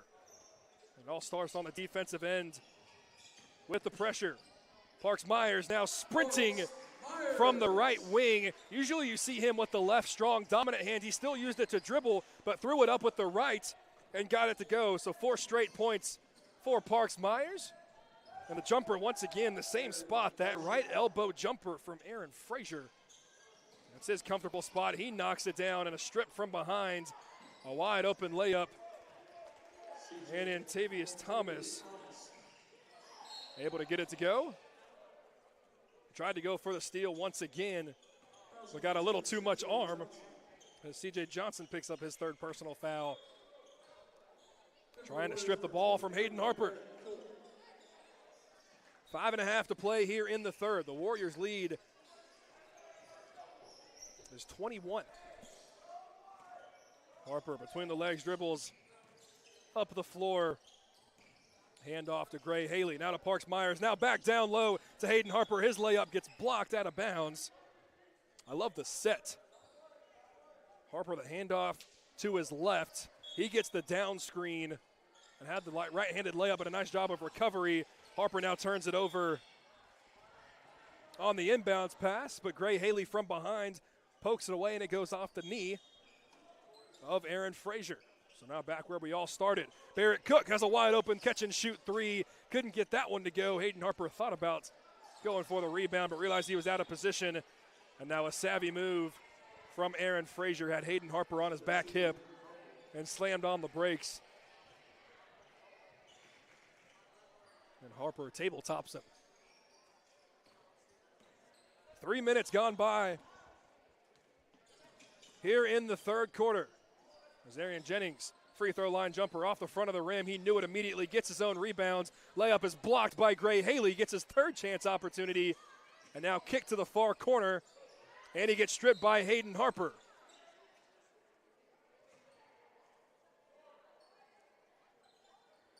The ball knocked out of bounds. It'll stay Lee Scott basketball. And for the Warriors, number 3, Chapman Harris. Chapman Harris Number 4, Brooks will sub in, as well as Brooks Zachary for Cord Zellner and Parks Myers. Haley inbounding in the far corner, a very difficult place. But Hayden Harper able to relieve the pressure, slams on the brakes. Now to Brooks Zachary. Now Chapman Harris, left wing three. He gets it to go. Harris for 3. Chapman Harris now in double figures. He has 12, and the Warrior lead is 24-50 to 26 with 4.5 to play in the third. Warriors now supplying pressure in the half court. It's Aaron Frazier that gets it, kicks out to Braden Bunn. Sidestep three is no good. Hayden Harper the rebound, drug to the floor, no whistle. It stays on this side with the Rams. Layup is blocked by Harris. Third chance, fourth chance opportunity. And Jennings will head to the free throw line. Jennings to the line, shooting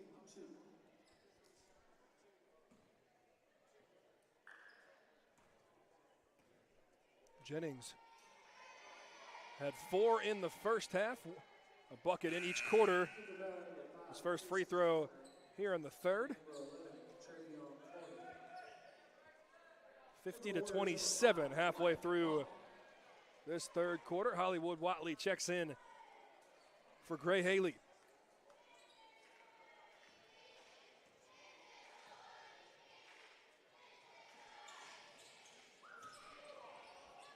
Jennings goes 2 for 2 from the stripe. He now has 6. Watley will bring the ball up the floor with Chapman Harris trying to break the press, and they're able to rather easily. Harris now gets downhill with the left hand, skips it down low. Barrett Cook, pump fake, shoved from behind, but still gets the layup to go.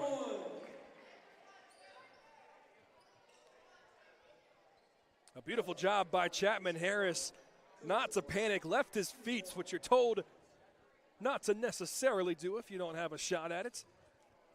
But driving left, and Barrett Cook on the same page, cuts from the left corner, and Harris able to find him in midair. Free throw no good. Chapman Harris the offensive rebounds. Barrett Cook with the layup, couldn't get it to go. Rebounds, now Barrett Cook gets the steal, and he's gonna catch and shoot 3 in the left wing. That ball changed possession 3 or 4 times in a matter of 2 or 3 seconds. Chapman Harris came away with it on the left block and saw Barrett Cook wide open in the corner. So a 5-point possession essentially for Barrett Cook. He now wins the rebound on the elbow jumper and a reach-in foul at the far free throw line. Barrett Cook and Chapman Harris dominated that possession. I guess it counted as 4 or 5 possessions. Again, the ball turned over 2, if not 3 times. But the Warrior lead continues to grow. It's 55-28. Hayden Harper at the free throw line. Now to Barrett Cook, who gets blitzed. But a lot of contact on Aaron Frazier. He'll pick up his first personal foul. And is that number 4? No, it is. It's team 5. Team foul number 5 for the Rams. And so Barrett Cook heads back to the charity stripe where he knocks down the first. Cook has 6 in the contest. All 6 have come in the third quarter. All 6 have come in the last 30 seconds. A layup, a 3, and now a free throw as Will Lyles checks in for Chapman Harris. And the Warriors have now doubled up the Rams 56-28. Second free throw is too strong from Barrett. The fight for the rebound, but the Warriors will back out and allow the Rams to bring the ball up the floor. It's Azarian Jennings who kicks it to number 10, Jarrell Shaver, apologies. And a poke steal from behind. Hollywood Watley able to recover it. Will Lyles with the right-handed floater at the rim, the finger roll rather. The teammates giving him a hard time for not touching the rim on that one. But 2 points is 2 points. 58-28, the Warrior lead is 30. A pump fake from Varner, he gets downhill and deadens it off the back iron and the backboard to get the 6-foot jumper to go. And then he gets too eager and tries to steal it from Barrett Cook. But he gets called for the whistle, and number 23 heads back to the line. Foul number 5, Casey Varner. Cook to the line, shooting 2.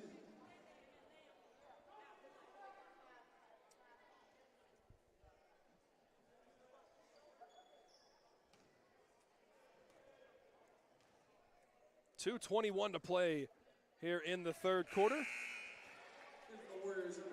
Barrett Cook continues his hot playing here in the third quarter. He has 7 of the last 9. As Neil Reams checks in for the first time here tonight. Jack Fuquay at the scorer's table as well as Barrett Cook goes 2 for 2 from the free throw line. And he'll check in for Barrett Cook. So Lyles, Zachary, Watley, Fuquay, and Reams. Your 5 on the floor in white, 60-30. Lee Scott Warriors have the lead, and Wyatt picks up the reach-in foul at half court. The team third.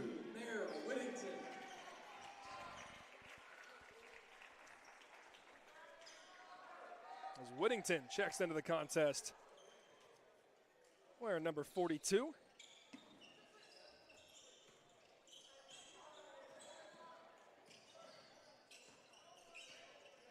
Rams trying to find somebody open, but the pressure of Lee Scott's causing a lot of havoc. Watley goes for the steal, doesn't get it. Tough jumper is good from number 20. I don't have his name on a roster. Will Lyles gets downhill, throws it through contact, gets the layup to go. A tough drive from Will Lyles.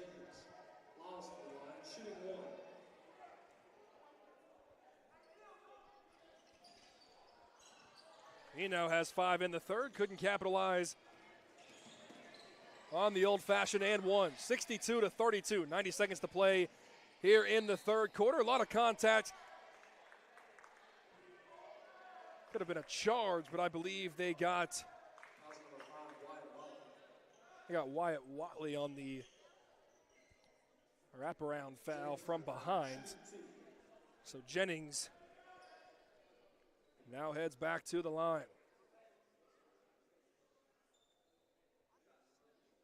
Another Warrior set to check in here momentarily. 91 seconds to play in the third. The first free throw from Jennings is good. Cord Zellner checks in for Will Lyles. We'll see what the strategy is for Lee Scott here in the fourth quarter. Is it going to be a continuous substitution, or is Coach Johnson going to call off the Dogs here in the fourth? 62-34. Zellner inbounds it to Wyatt Watley, who gets shoved from behind. So only 1 second goes by. But the Warriors now have a chance at 2 free throws to respond to the 2 from the Rams.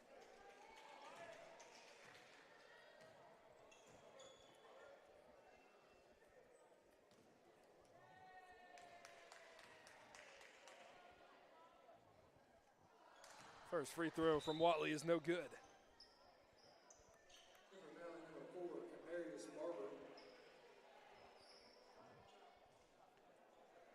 Kamarius Barber checks in for the first time here tonight.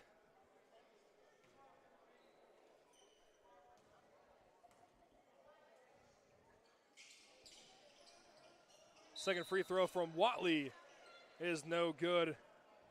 And a foul on Cord Zellner away from the basketball.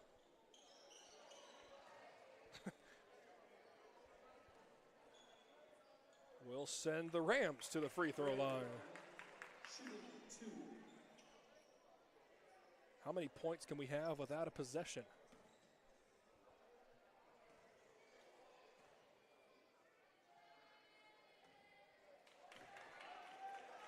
Free throw from McCray. Hits the back iron on the backboard. And goes in. That one a little more conventional. McCray goes 2 for 2 from the line. And now seconds begin to tick off the clock. He had 6 free throws without a true possession and without a second coming off the clock. As we approach a minute to play, Cord Zellner gets the spin move. And he lays it in with the right hands, slashing through the middle of the paint. Thought it was Barrett Cook. He only had 8 in the third quarter, so called his name quite a few times. As Ariane Jennings can't get the running jumper to go. Defensive rebound with the Warriors, but then poked away from behind. And a steal down in the left block. Left-handed layup from McCray is good. He now has 4 in the third quarter as we approach 30 seconds to play. Watley works his way downhill, splits the defense, a lot of contact, no whistle. The Rams get the rebound and now have a 2-on-3 transition fast break, and Jennings will stop and pop from the free throw line. He knocks it down. He now has 6 in the third. Under 20 seconds to play. 3 from Neil Reams finds the bottom of the net. His first shot attempt, his first points of the evening. The lefty from the right wing.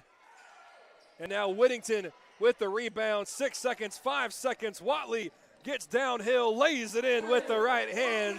And that's how the third quarter will come to a close. Everybody loving what's happening inside Sanford Gymnasium here tonight. The Warrior lead is 29. They lead at 69-40 through 24 minutes of play. We'll take a 60-second break, come back, and get you started with fourth quarter action here on the Lee Scott Sports Network, presented by the Orthopedic Clinic. My joints aren't what they used to be. Routine exercise, playing ball outside with the kids, riding bikes on vacation. I never worried about keeping up. But now, my joint pain has started slowing me down. I decided to make an appointment with the Orthopedic Clinic. Their surgical partners had the experience, technology, and personalized approach to care that I was looking for. Best of all, it was close to home. I'm thankful I chose the Orthopedic Clinic. Don't let joint pain slow you down. Visit theorthoclinic.com and schedule your appointment today.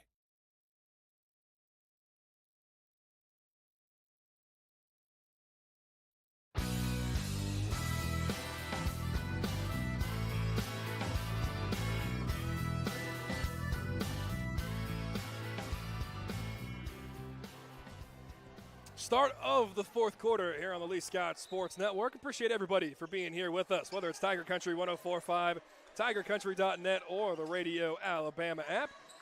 The Warriors comfortably out in front here over the Valley Rams. They lead at 69-40. And the Warrior ball to start the fourth quarter. Ball thrown away momentarily. Wyatt Watley tried to save it before it went out of bounds and throw it off of a Ram, but he stepped on the baseline, so it will be Valley basketball.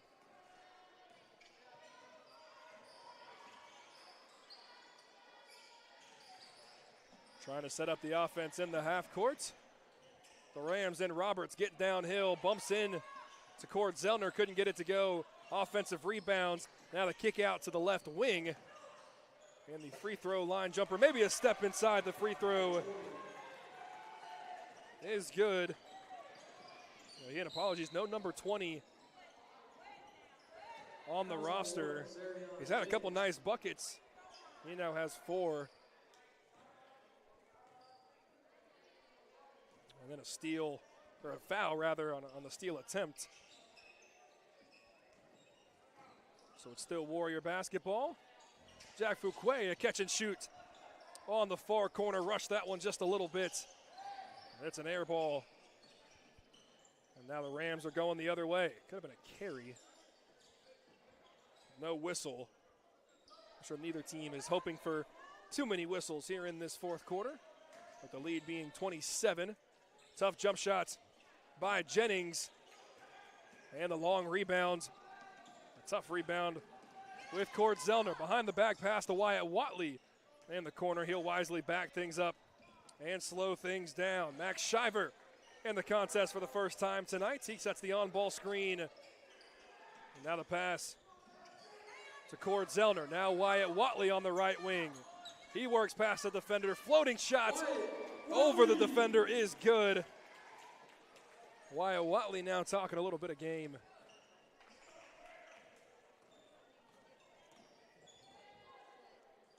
Watley now with 7 in the contest as we hit the 6-minute mark here in the fourth quarter.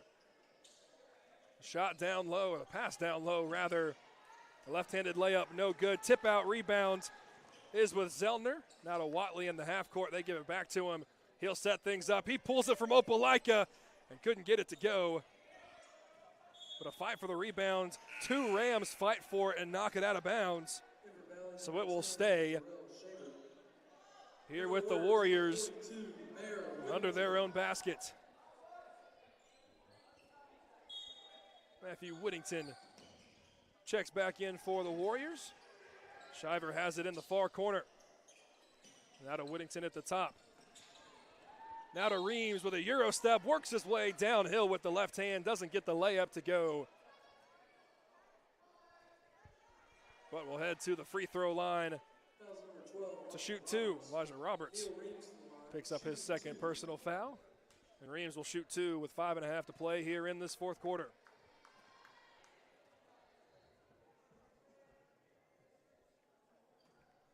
The first free throw was too strong.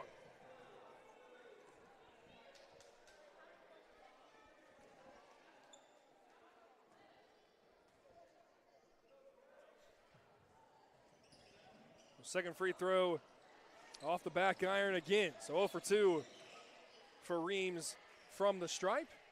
And back the other way go the Rams, trying to set up their offense in the half court. 71-42. Lee Scott with the lead. And Elijah Roberts lays it in with the right hand, now in transition. Goes Jack Fuquay, the layup no good.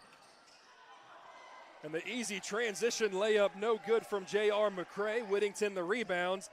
And they give it back to Reeves, who sets things up in the half court. Gets the on-ball screen from Whittington. Dancing outside the LSA circle.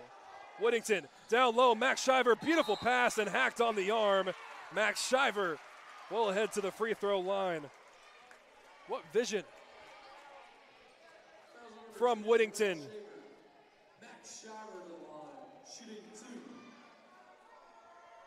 Got the ball at the top of the key and waited for the offense to develop, and it was Max Shiver running downhill with nobody there with him, or with nobody with him. First free throw from Shiver is off the left side of the rim.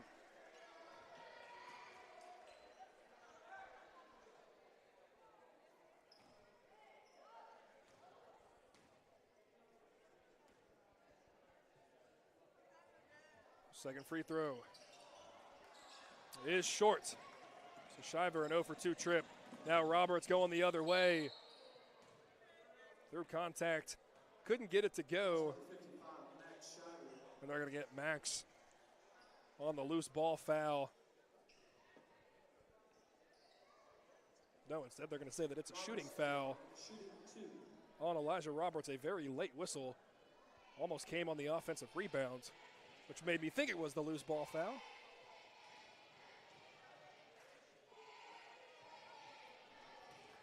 First free throw from Roberts is good. Elijah Roberts had 5 in the first half. He has 3 here in the second.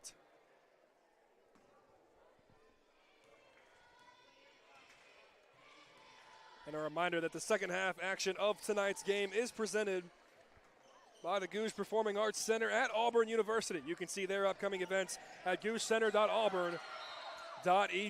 Second free throw from Roberts is good. Quickly in transition, Max Shiver has his layup blocked. So Warrior basketball standing on the second E in Lee under their own basket. They throw it to Wyatt Watley in the corner. Now out to Fuquay, now to Reams. A little jab step and the left-handed layup on the right side. Wide open, couldn't get it to go. And McCray loses the handle of the basketball under his basket. The Rams able to recover. And they have the ball outside the half court, or right around the half court semicircle. They throw it down low. Layup is no good. Try to save it. Wyatt Watley now in transition by himself. He gets hacked on the arm. And he will head to the stripe to shoot two.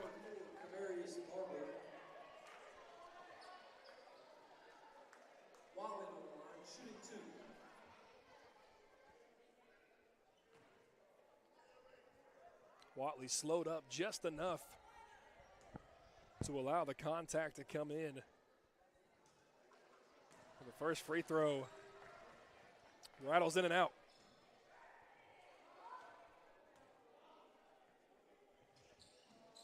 Can't connect on the second one either.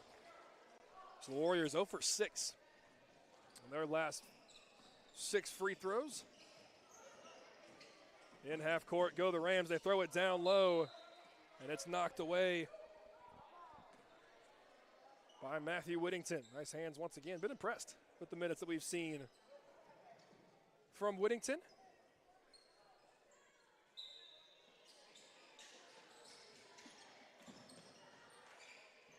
Rams get the ball inbounds. Out past the three-point line, and Hollywood Watley pokes it away into the first row of stands. It'll stay Rams basketball. 3:31 to play. Warriors comfortably here in the second half. They lead at 71-46. The ball is knocked away from Max Shiver off of one of the Rams, so it will be Warrior basketball. The clock stops momentarily at 3:18.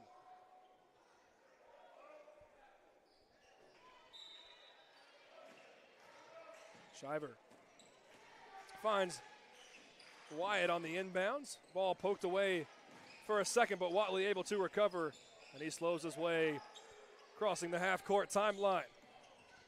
Now to Reams, now to Whittington. A lot of contact, no whistle. And then the ball gets stolen away from Matthew Whittington. Kamarius Barber lays it in at the other end, 71-48. Now into the hands of Neil Reams as he crosses half court, gets the screen at the semicircle. I guess the half circle on each respective side of the half court timeline. They throw it down low. Whittington, left-handed layup. He gets it to go. Nice pass from Neil Reams over the head of the defender. Like a quarterback throwing the go ball. Whittington just caught it in the breadbasket and laid it in. Three-pointer on the far corner is well too strong. Shiver the rebounds. Outlet pass to Fuquay, and he didn't like what he saw, so he slowed things up and kicked it back to the point guard Reeves. Gets the on-ball screen from Max Shiver. Now Whittington, Watley on the left wing. And the ball is poked away. And Watley will be called for the shooting foul.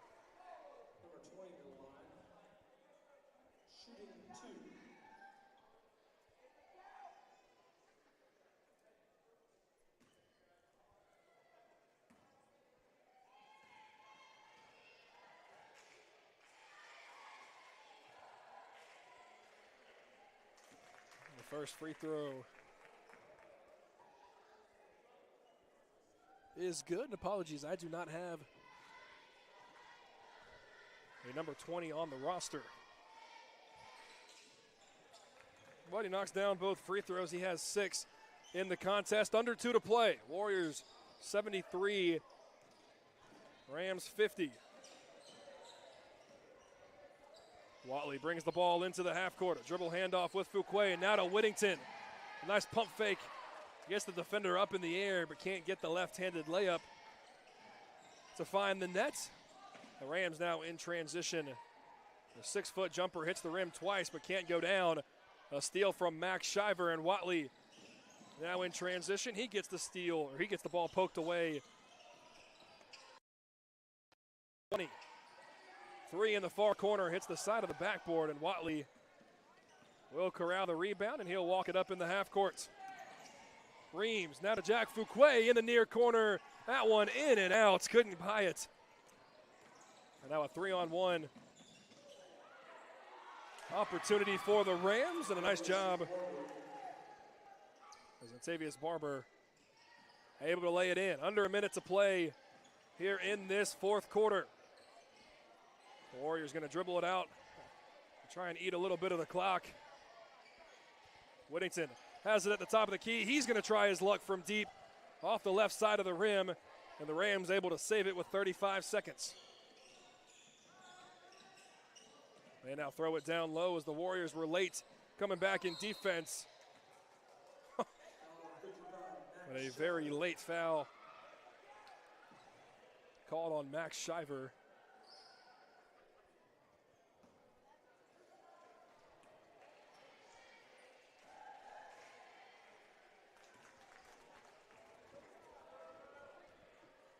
The first free throw from Darrell Shaver is good. The second one doesn't go down, and Shiver with the rebounds. 19 seconds to play in the contest. And Wyatt Watley will cross half court and will dribble this one out.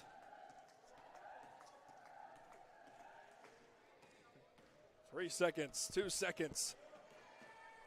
And there is your final score. Lee Scott Academy gets the sweep over the Valley Rams in the varsity boys contest. They win it 73-53.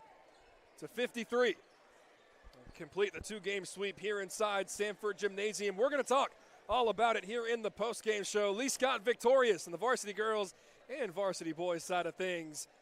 We'll give you some final stats of the varsity boys and recap the night as a whole. All of that coming up in the Lee Scott Academy post-game show right after this here on Tiger Country 104.5. My joints aren't what they used to be. Routine exercise, playing ball outside with the kids, riding bikes on vacation. I never worried about keeping up. But now, my joint pain has started slowing me down. I decided to make an appointment with the Orthopedic Clinic. Their surgical partners had the experience, technology, and personalized approach to care that I was looking for. Best of all, it was close to home. I'm thankful I chose the Orthopedic Clinic. Don't let joint pain slow you down. Visit theorthoclinic.com and schedule your appointment today.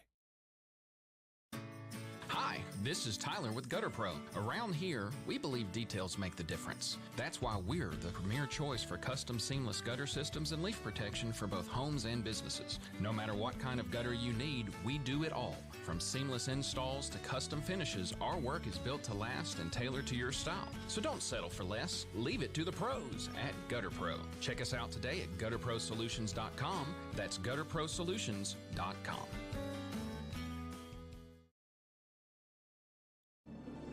The Goose Performing Arts Center at Auburn University is Alabama's premier destination for the arts, bringing you the very best of Broadway, dance, music, and more. Learn more about upcoming performances and see the calendar of events online at gougecenter.auburn.edu. That's GOGUE center.auburn.edu. Or call the box office 334-844-TIXS. Experience and knowledge from the pros. Russell Do-It Center and Building Supply. Russell Building Supply is your hometown home improvement store. You'll find what you need when you need it. And as a Russell Rewards member, you'll be in the know about monthly specials and exclusive offers. Russell Building Supply, East University in Auburn, across from Cary Creek Publix. Experience and knowledge from the pros. Russell Do-It Center and Building Supply.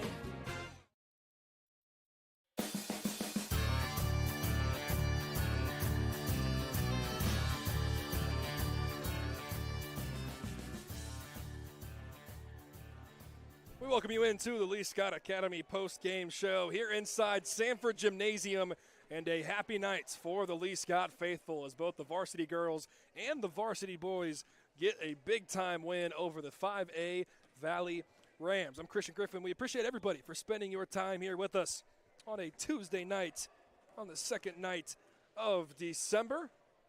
Starting to feel a little bit like it outside, but it could have been hotter here inside Sanford Gymnasium.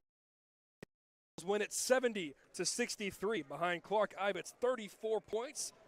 Maggie Herndon and Sutton Lewis both had 10, and Sydney Dunlap had 8 to lead the Warriors in not a very pretty win. I got to talk with Coach Corey Harrison a little bit off the air, and she basically reiterated what we said the entire post-game and the entire broadcast of, gross. But a win is a win, and you'll happily take it anytime that you can get it. Warriors on the varsity girls side of things on a 3-game win streak, looking to continue that momentum here. Final stats for the varsity boys, starting with the Valley Rams. Frazier with 10, Jennings with 10, C.J. Johnson had 1, Thomas with 6, Barber 2, Varner 2, Shaver with 7, Elijah Roberts with 9, Braden Bunn with 2, J.R. McCray with 4, and apologies, I don't have number 20 on my roster, but he had 6 all in the second half. It was very equally distributed shooting for the Lee Scott Academy Warriors. You had a lot of guys play minutes, a lot of guys play some big-time minutes in that second half and in a majority of the fourth quarter,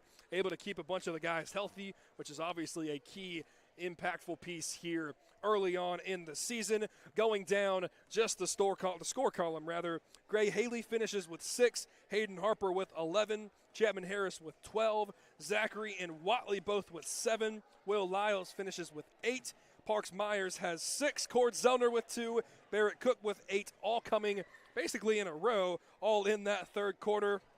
Reams finishes with 3, and Whittington with 2 in there as well. Warriors win at 73-53 over the Valley Rams to complete the sweep, and what a night it was for the Lee Scott Academy Warriors. And as we wrap up the post-game show, again, just like to say thank you to everybody who tuned in with us on Tiger Country 104.5, tigercountry.net, and the Radio Alabama app. It was our first broadcast back here inside Sanford Gymnasium. So really excited to get back here, really excited to get fully into basketball season over the next couple of weeks and outside the Christmas holiday once you start the 2026 calendar season as well. But the Warriors on both sides get big-time wins. The girls win at 70-63, and the boys win at 73-53. Our next broadcast on the Lee Scott Sports Network will be on Friday night as the Warriors welcome in the Crosstown rival for the Crosstown Showdown Part 2.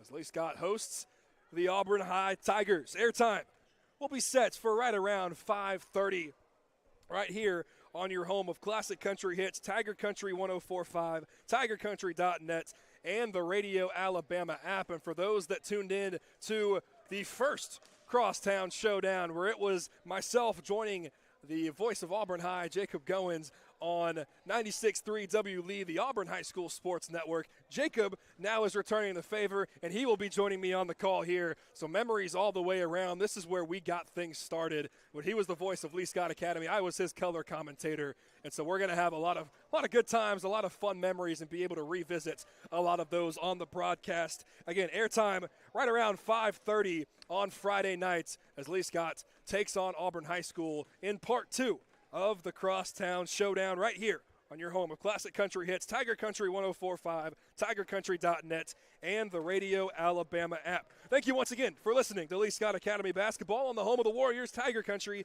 104.5. For everybody at Lee Scott, I'm Christian Griffin. Until next time, have a great night. And as always, it's a great night to be a Warrior.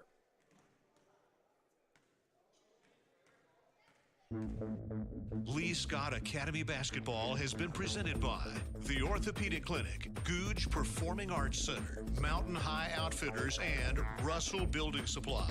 Also brought to you by Auburn Bank, Gutter Pro, Advanced Graphics, Auburn Express Towing, and Four Seasons Federal Credit Union. Follow LSA action here on Tiger Country 104.5.